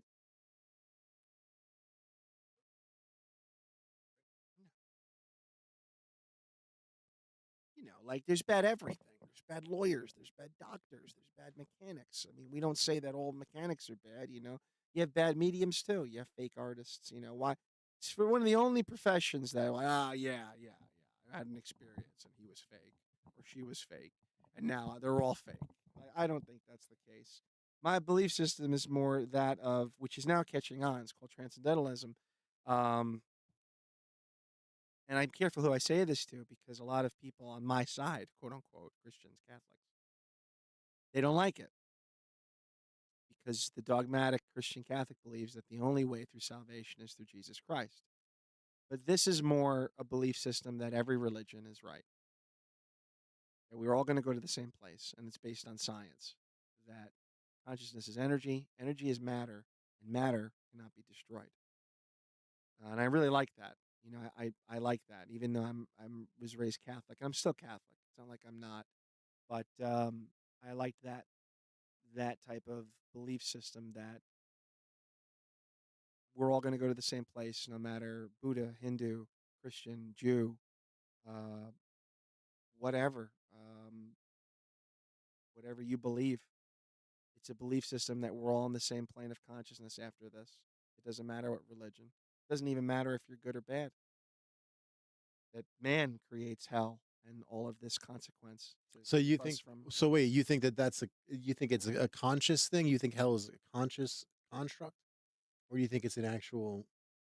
The transcendental believes that the energy collects with one another, and that if you're a negative person here, you're going to go to the next plane negative, and evil and fucked up, and be surrounded by negative people. I wish I was still alive. You know, negative. Now, if you want to call that hell, fine. Maybe that's hell. Maybe that's hell. But if you're a benevolent person, if you're kind, that energy kind of frequents together. And there are people that believe that that is the next plane of consciousness, that that is the afterlife. And they even go a step further and say that it's not as good as this. There are some people that say, yeah, there's something else, but this is better, which is I find very interesting. So, wait, there's something else, but this is better? Life is better. That yes, our consciousness goes somewhere under the laws of matter and energy and frequency, but it's not. It's something different. That this is actually better because we're able to experience, you know, different types of levels of consciousness, being a level 3 consciousness that we are. Level 1 consciousness, for those that don't know, is insect, fish. They have fear. That's it. It's about it. Can't really cuddle with a fish. If you come in, a fish isn't going to go to you, right? Like a dog. Above that is level 2 consciousness, which is a dog. A dog has happiness, fear, anger. It loves you. It knows commands. It has all these great emotions, but it doesn't know reason. Like it's going to act out on libido. If it sees something, it's going to fuck it. If you explain, no, monogamy, marriage, it's not going to understand that. If it sees a squirrel, it's going to kill it. The squirrel could say, please, I have a family. Okay, I have 2 kids. Please don't kill me. Dog doesn't know reason or remorse. It's going to kill it. That's a level 2 consciousness. And we are a level 3 consciousness. We believe that we're the highest consciousness. I don't believe so. Oh, I'm sure there's Jesus Christ. There's probably level 4 and level 5 above that. Things that we can't comprehend the same way a dog can't comprehend what I was talking about. And that's what when we get back to this stuff, okay, I don't want to get too deep here, but when we get back to this stuff, that is really what interests me. And that's what I think that this is, as far as people that say, why don't they interact with us? Why don't the aliens come and have a conversation with us? For the very same reason that we can't tell a dog about marriage. So there lies the problem. I don't think they're playing peekaboo with us. I think they're looking at us and say, how can we communicate with them when they won't understand? They're a level 3 consciousness.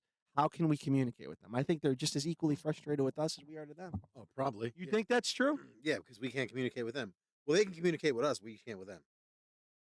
So we can't with them. Right. Yeah, you can escape. I just want to do this real quick. Do what? Put the music on. What are you plotting? Retro Machine.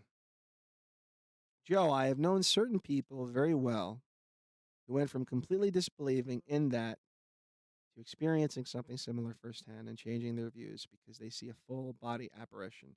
That I have never seen. I'm not saying poltergeists aren't true or real. I know they are. I know they are. But I have never seen a full-bodied specter. I've unfortunately seen it numerous times. You have? I've spoken to it. Yeah. But that was more of a physical thing, you would say, right? Yeah, but it was there. I mean, I could see it, but no one else could. Edwards did get busted for having eavesdroppers in line. King, I only have a ghost story. Ace of Jacks, I signed up to the drive of the bus a hell of a long time ago. I'm taking everybody with me.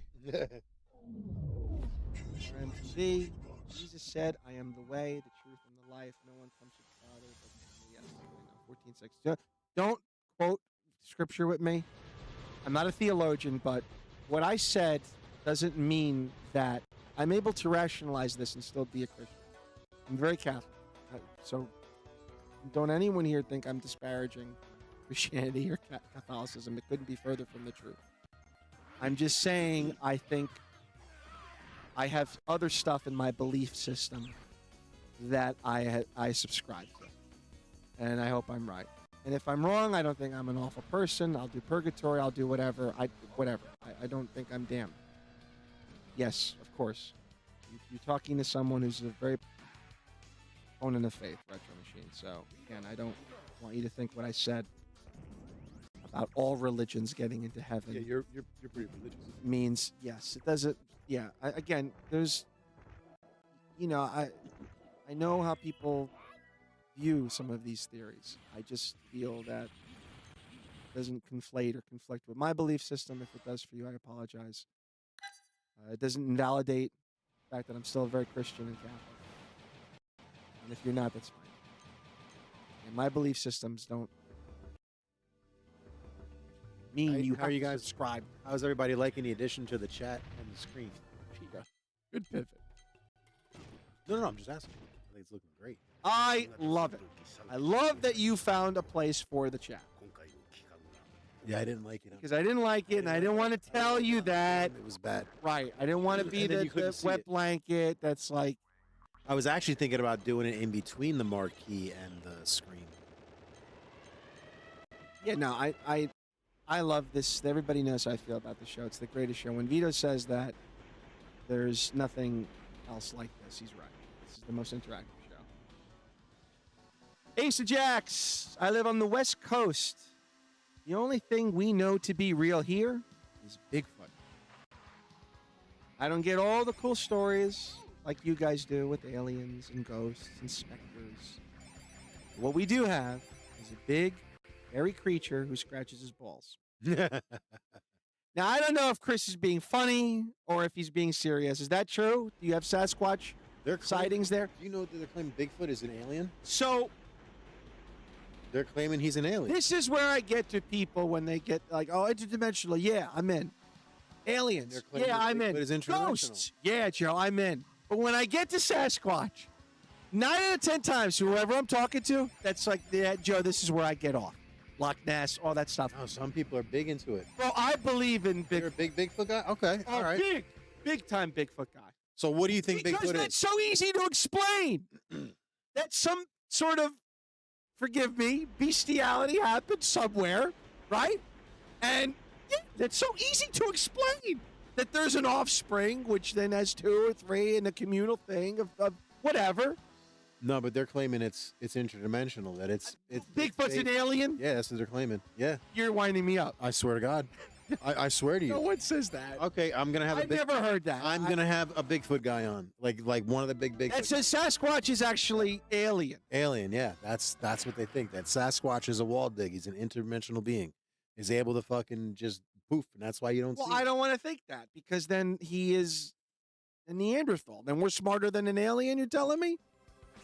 Just like giants. They're saying giants are real. I mean, he doesn't have any weapons on him, any high tech, any clothes. That you know about. Well, why is he walking around naked? Maybe it's not naked. Maybe that's his, his fur. I think Vito's winding me up, folks. I swear to God, I'm telling you, dude. All right, I'm going to play the sequel. A few people know about this. Okay. The sequel is called Shinobi X. It's a sequel to the 1987 classic Shinobi for the Sega Master System. Is it a replay? Play that. Chris says no. I'm being said Bigfoot is huge in Oregon. Okay. Yeah, no, so Bigfoot is Bigfoot. Dude, I'm telling you. Chris, do you know what I'm talking about? People say that Bigfoot is an alien or linked to it. and that Bigfoot fucking teleports, like can cloak and teleport. I swear to God. Just threw that in there to make it No, more bizarre. bro. All right. Okay. Next week, we're gonna go 2 fucking weeks, and then we're gonna do the finales in 2 weeks. What is next? Next What are you gonna week- bring on? I'll have either one of the 2 Bigfoot guys from Twitter on here. I swear to God, I'll have him on here. I'm not fucking kidding you. And I'm gonna let him tell you the Bigfoot story. I swear to God. Next week, we're gonna have a Bigfoot guy, All right. and he's gonna tell you the whole fucking Look, spiel. I'm open. I've never heard that I never would have thought you'd be a Bigfoot guy. Like think that they exist. because that's so easy to explain. That's some sort of Now here's the crazy thing. some sort of Once again, just like Gray's offspring happened from a deformity of Right, an animal and but- man. But Joe, That's easy to explain. but this is global. Bigfoot is a global phenomenon. It's not just like linked to one area of the world. The rumor or story of Bigfoot, Wendigo, Sasquatch, they're fucking everywhere. They're in every part of the world. So at some point, that creature has had to have existed. If Yes, it doesn't we for agree. real. Or it is an alien. And that's why you see them globally, because they're traveling. But they're legitimately, the story of Bigfoot is globally. It's in Native American. It's in Asian. It's in African folklore. Canadian folklore. Yes. Mexican. It's fucking everywhere, Bigfoot.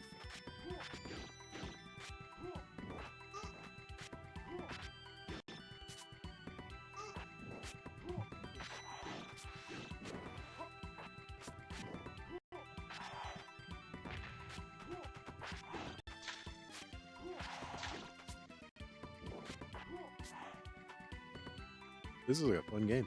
You like it? Yeah. You like the graphic. Yeah, I like it. It's a real people. I wish it was a little brighter. You know what I mean? That makes sense.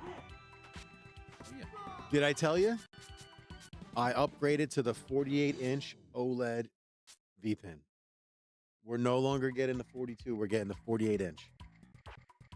The big boy. Fully loaded 48-inch V-Pin. OLED. Now you pull this off. That's all. Let's go.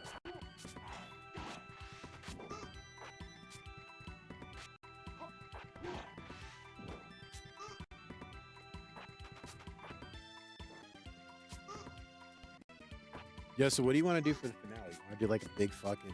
Let's have just a Hoopla, of course. big Ton fucking of guests, crazy show. Open up. giveaways. Yep. Open up to everybody in 2 weeks. Not next week, the week after. That was the first level. As you can see, it's like real graphic. Oh, Yeah.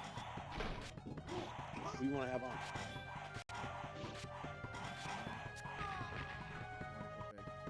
I also would like to have on Joel, the president of GI Joel Gaming. Why haven't we? Yes. Because he's been very busy. Next week? Yeah. Next week? I'd like- So the 30th. The 30th of June is going to be our season finale. Season 3. Well, maybe we'll see if Mike can come for that one.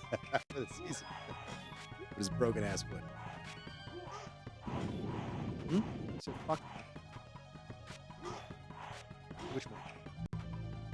Oh, you're talking about our Mike. Yeah, Mongo Mike. Broken foot. Not that Mike. We're talking about that Mongo. That punk beats. We also have Oregon Bigfoot Museum in Boring. Oh, Oregon. Okay.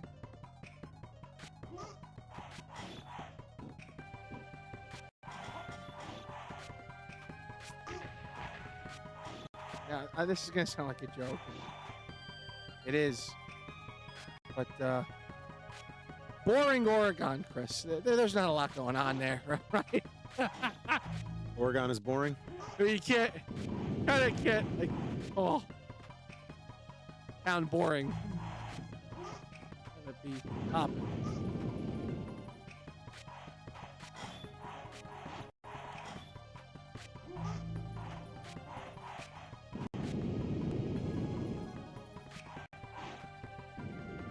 All right, we just beat the first boss of Shinobi X.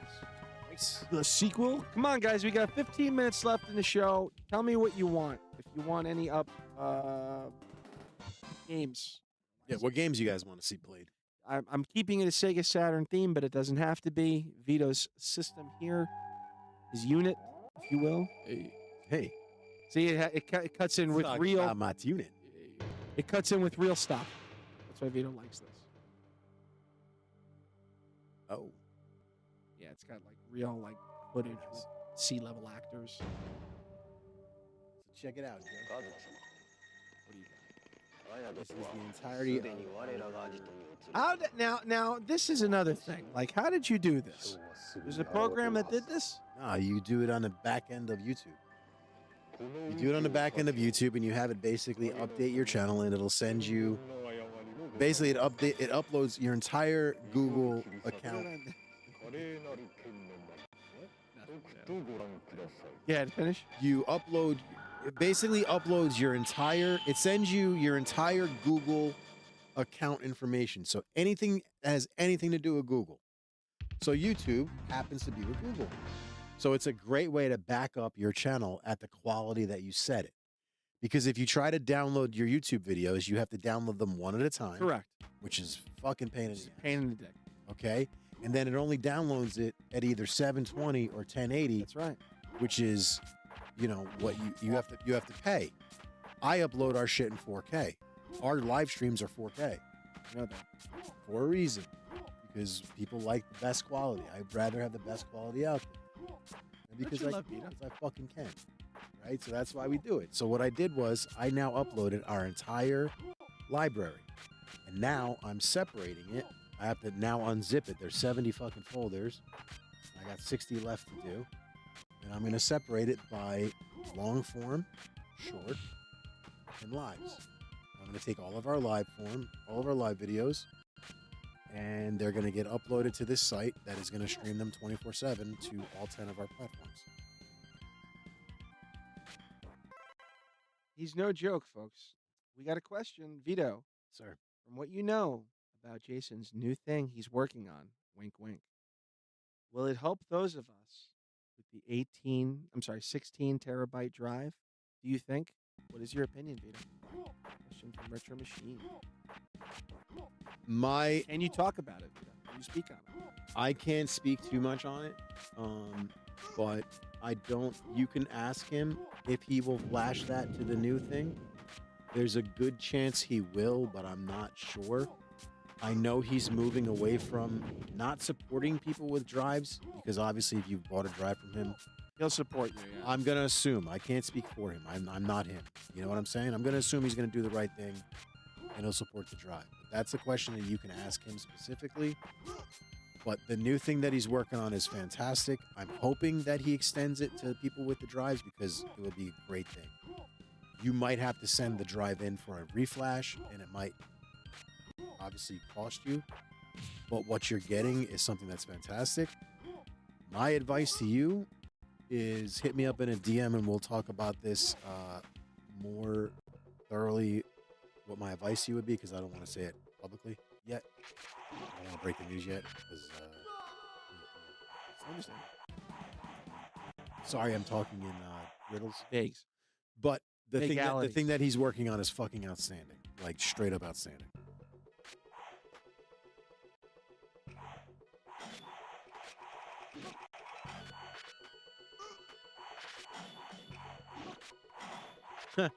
Boring, Oregon is the sister city is Dull. There's no way. Is it really called Dull? Dull, Scotland? That's fucking funny.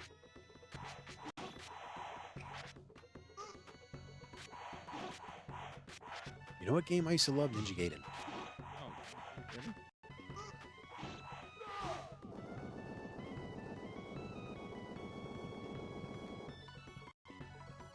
That was level 2 of Shinobi X. I'm fine with sending the drive in. What is everybody talking about? What does they mean? English ducks. Jason Baker's Chris has Jason Baker's, I think he has a 20 terabyte or 16 terabyte drive of Jason Baker's Integrum Retro drive that he used to sell back in the day. Because he used to sell drives before he started making cabinets, but now he's doing cabinets, he's moved on. My advice is, if you can afford one of his cabinets, go ahead and get yourself one of his cabinets. That's my advice. Here's Logan's app. you asked, tell us about your app, Logan. We didn't say that, actually. We said, Logan, tell us about your ass. He just heard app, and Started talking about his app. what happened. That's level 2 of Shinobi X. Yep, they're also trying to cross-promote with the city in South Wales called Plank. This is Lenval Logan's app, the Phenom app. It was having issues loading, but that's totally fine. He's going to get it working. And I believe he said, essentially, if you have video footage of a UAP/UFO, you upload it and you get credit for it on the site. Especially if you are the first person to upload it. How does that work? It's just like upload straight from the app? Yeah, I guess you upload it right from the app, right from the your cloud phone. of something. I could probably ask him that for the next time, but I stupidly didn't ask him. Yeah, that's fine. That's pretty fucking cool to be like, yo, I hunted down UFOs, UAPs. I've seen some shit 4K. That'll blow your mind. Like, to have seen the shit that guy's seen is insane. You know what I mean? It's crazy. Of course, dull means meadow. Boring word was named after a farmer. All right, Chris, you beat it. I'm just joking. Yeah, and I didn't have the game music on while we were interviewing because I thought that would just be fucking... No, it's rude. This is stage 3 of Shinobi X. Now, did you know they made a sequel to Shinobi? There's numerous Shinobis, isn't there? Isn't there like Shinobi 2, Yes. 3, 4? Yeah, there is, but There's a few of them. Yeah, so this is the direct sequel. And I think there's a newer one. Wait, this is no, there had to have been a Shinobi 2. It came out for Sega Genesis. Revenge of Shinobi was the sequel. Revenge of Shinobi. Oh, he had a dog, didn't he? Very good, Vito. I'm very impressed. I like that one. How the hell did you know that? Because I had it. I played the shit This is out what I'm talking about Vito, how he pulls the shit out of it. You don't know where. I have a very good memory, that's why. Yeah, but of stuff like that, it's like, huh? No, I just have a very good memory. For what I hear, see, and read. This was at the convention. We went to not too many games. I'm sorry, Pin Fest. And I told him I got Zambini, and he's like, "What was that?" I said, "You know, it was like a fortune cookie, a fortune machine, like kind of like." Give me a quarter, I'll tell you a fortune. I said, "You know, fortune for a quarter. I love quarters." And then like signed Vito. Give me a quarter, I'll tell you. Which is the only. I mean, that's insane. That's insane. Because I would just hear it. Yes, but most people don't remember. But then that's the thing with you, though. Like, you remember every little fucking secret passage and hole to jump in, and I don't remember any of it. But then when I see you do it, I'm like, oh, shit, I remember that now. But You like, do, right? Admit it. when I see you do it, I remember it. I'm like, fuck, I remember that now. But to remember it off the rip, like, that stuff is just gone. Like, I've tuned that completely out. But then I remember other random things that just, I don't know. It's almost like photogenic, but not quite.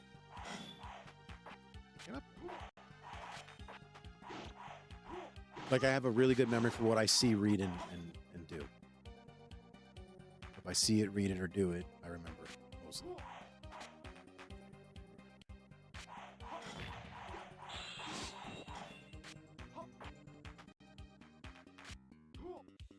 What do you got going on tomorrow, Joe?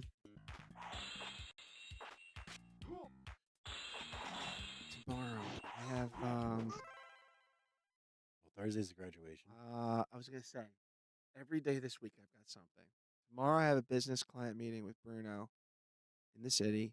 Thursday is the graduation, and Friday is, I think, something with my in-laws. Because I was supposed to go Saturday is Thursday to Allen's, but I can't because of the graduation. Saturday. I have a christening. Sunday's Father's Day. Like, it's crazy. It's funny you say it. I didn't even know it I was Father's Day. I couldn't give a fuck. I looked To at be my honest with you, schedule, I really couldn't care. and I hate that. Oh, Father's Day? I couldn't care. Oh, it's for us. I mean, come on. Is it though? Is it? It's supposed to be. I literally, I was like, oh. I mean, what does the Father's Day right this do? weekend? Like, what is it? I'll ask you this: what is considered a perfect Father's Day for you? What do you mean? What do I like to do? Yes, I know what you like to do. But I'm saying what would be Correct. what would be the perfect Father's Day? Getting drowned in giant tits. I don't know. I really honestly I don't know. Like most people will say, oh, to spend it with your kids and blah blah blah blah. And it seems like a dickish thing to say, but it's not that I don't want to spend it with my kids. I think it's supposed to be for the fathers, right? What it's supposed to be. So it should be a day for you to do whatever you want. But it never turns into that. So at this point, what's the point in even fighting it? You just shut the fuck up and deal with it, right? That's the reality. And I'm not shitting on anybody or trying to make anyone feel bad about themselves or anything whatsoever. Because the reality is if my wife wanted to do X, Y, and Z for Mother's Day, I'd be like, go. And you do that. This is your day. Yes. But if and I'm not saying my wife is like this because she's actually really good with this stuff. Cool. She leaves me the fuck alone. I married the best person ever for me. She really is a great person. I hope Lorraine. swear to you. I hope Lorraine. And I'm not just saying this because she may be listening. I genuinely mean this. I genuinely married the best person for me that I ever could have married. She understands me and she gets it. Like, she understands. It's not that I don't love my kids or don't want to be bothered. On Father's Day, I just want to be left alone.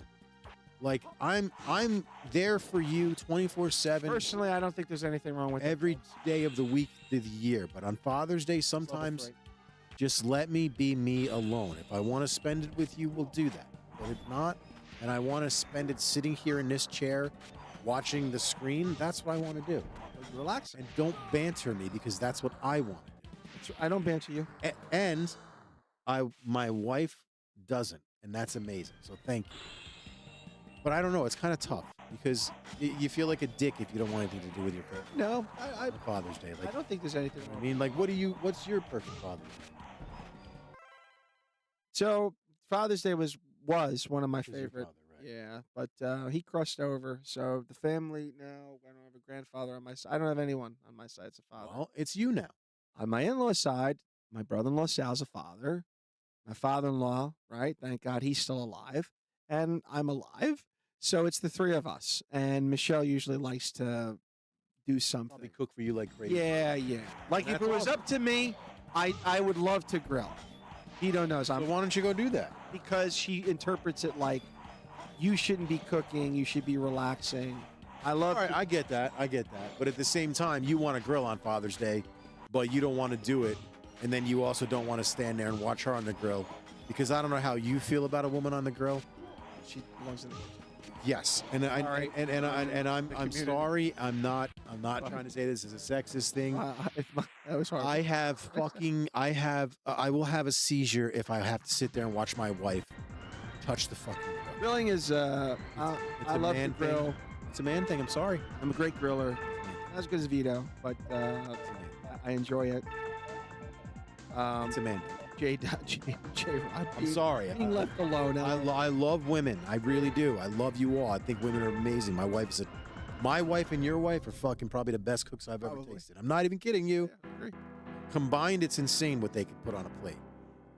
They don't belong on my wife doesn't belong on a grill. No. And she'll be the first to say, I don't want to be here. Yeah. If Michelle is doing something on the grill, she'll usually get what's it called?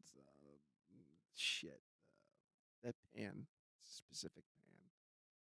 What? It's a specific pan if she's going to grill. In other words, if she wants like a hamburger and I'm at home, she'll use this instead of the grill. Right? The griddle, the iron. No. Not that flat plate? It's like, what's it called? Griddle? It's not a griddle. Why can't I think of this? It's like a frying pan, but it's more... Skillet? Okay, skillet. The cast iron skillet. If she wants to do that on a grill? No, if she wants a grill, I said, and I'm not home. If she wants a steak or a hamburger, we had a cast iron skillet. She'll use that for the grill marks. Yes, got it. Or a hot dog, she'll use the George Foreman, which is something completely different. But the point I'm trying to make is that's kind of interesting, actually. The Foreman because it cooks all sides. Yeah, that's kind of good because it's like the old school fucking rotisserie hot dogs. From like McCrory's back in the day. You remember those? Absolutely, I do. with the toasted bread. There'll never be hot dogs like that again. Nothing like that. Ever. Oh my God, there's nothing like Ever. I mean, I guess I got into this with Bill. McCrory's hot dogs. Of course. Were another God. level. JJ's, But Dickie D's, and what it McCrory's is. were. It's on the little rotisserie. They were on another level. That's what the Foreman grill does. It makes it like that. Incredible. But 'Cause I like to fry them occasionally. I'll fry them, or I'll just go out there and cook a hot dog. and when I like a hot dog, I like it with ketchup and mustard, unless I'm having the works.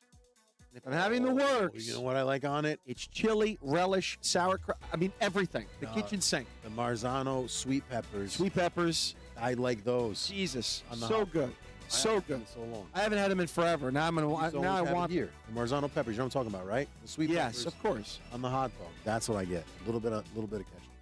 Chris Asa Jack says his perfect Father's Day would be he could cook a brisket and just eat it in front of his family. Hey, hold on. Not give any to them. If he would be so happy.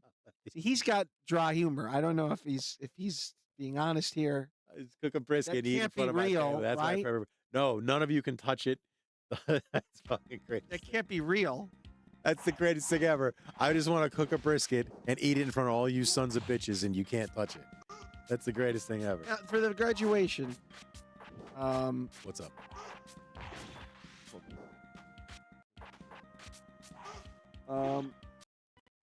if it rains, we can't bring our families. Hold on, I got it. If it rains, I heard we can only bring 3 people. Oh, I don't know what you're talking about. What? I have fucking 4 kids. That's impossible. No. What's the weather going to be on Thursday? If it rains, you have to leave one kid home. I'm not doing Sophie's choice for my kids, bro. All my kids are coming, and they can suck my balls. They will I'll make stand a in the scene. parking lot. They will make a scene. I'll make a scene too. I know you will, but I'm just telling you the. All right. I'll the be there with bylaws and the bylaws. I'll be there with all 11 of my children. Okay? There's the 4 kids that everyone knows. And there's a couple love childs that no one is aware. Yeah, they're 2 to be exact. kids are everywhere. Yeah, we got to be there for Vinny, Dom, and Drew. It's the first thing he texted me today. Guess who I saw? I said, who? He said, Ito. Oh, he told you? Yeah, of course. It's funny because he doesn't know what to call me half the time. So it's awkward when he calls me a random weird, he called me V this time. I'm like, all right, that's good. I'm good with that. But he always wants to say Mr. Caputo, but I make him not.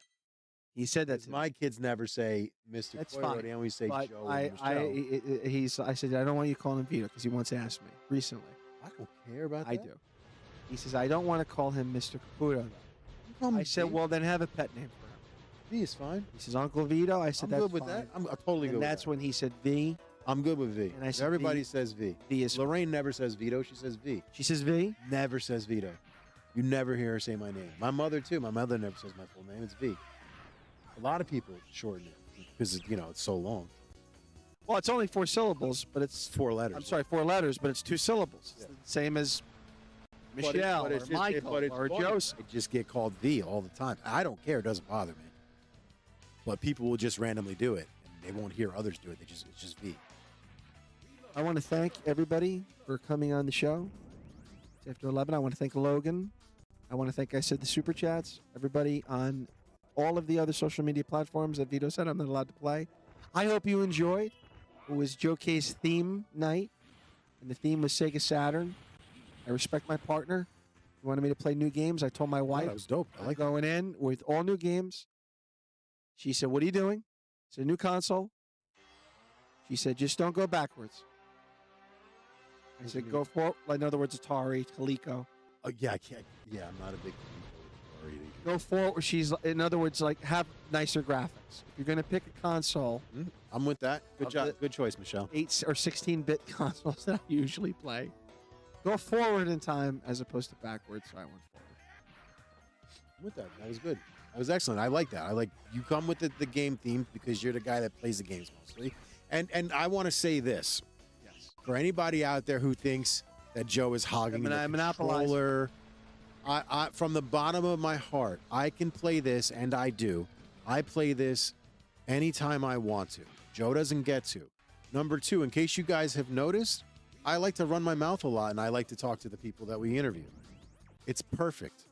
Joe and Mike play the games. When I want to play, believe me, I just say, shut the fuck up, we're playing the game, and that's it. And I've done that quite a few times.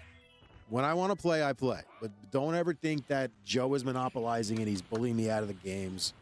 That doesn't bother me whatsoever. I enjoy being the guy that runs the mouth, and I have to produce the show because I got to click all the buttons. I want to thank JJ. I want to thank Whistling Mike. I want to thank Shane Cockburn, J-Rod. I want to thank Endgame. I want to thank Luz Cannon. I want to thank the Silver Channel 1. I want to thank Marilyn Caputo. I want to thank Probed Space. I want to thank Cooking with Cleveland. I want to thank Joe 99 Sam. I want to thank Materio Cabrera. Mateo. 1995. Well, he's in my crew. Mateo. You know this person? Yeah, Mateo's in my crew. I want to thank Lorraine Caputo. I want to thank Total Disclosure. I want to thank Matt Monroe. I want to thank Billy Robert, 9142. I want to thank The Thrones Above. I want to thank Inside Dio Podcast 627. I want to thank Donnie Darko. That's a cool one. I want to thank Gallagher Guy, Sheldon, my bourbon brother, who I love, one of the nicest guys in the community. I want to thank the Retro Machine TV. I want to thank the Monkey King. I want to thank Glairzilla Gaming. Yeah, I think I pronounced that right. And last but not least, I want to thank Your beautiful wife. my beautiful wife, Game Hog, Chris from Acer Jacks. Thank you, everybody, so much. Good night. Get some sleep if you're on the East Coast. Yep. We'll be here again. And Don't forget, next week, Ito and I, Brooklyn Men, and a bunch of other people will be at Too Many Games. too many games. If I you- am certain Vito's going to do an impromptu guerrilla-style live stream. 100% every time, of course. If you're in the area of Too Many Games, please stop by and say hello. We are very friendly. Just don't be fucking weird. That's all I ask. Just don't be weird. Just honestly, seriously, I'm Don't be very weird. very approachable. Don't be overzealous.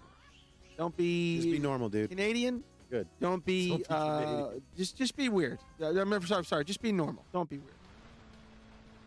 Thank you also very much for joining us. We'll be back next week. Thank you for the new audiences. Today we streamed to We had over 200 people all in. TikTok, Kick, Twitch, Rumble. We didn't do Rumble You're going to say it? at the end. Kick, Rumble, Twitch, TikTok. It's 5. X is 7. YouTube is 8. That's impossible. We're on 8. That's crazy. Live streaming to 8 platforms today, guys. That's insane, guys. 3 of them were for the first time ever. We've had them for a while. In Facebook, not and we been can still able- do a 9th. You can still do Facebook. We're That's still going to be doing Facebook. I'm going to He's gonna try to stream work on in. 10. I know him. I'm going to try to work in the. I know him. He's the going to want to get vertical. double digits. Vertical, yeah, 100%. He'll find a way. And then hopefully next week we're going to be on the audio side, and that's going to really kick us off.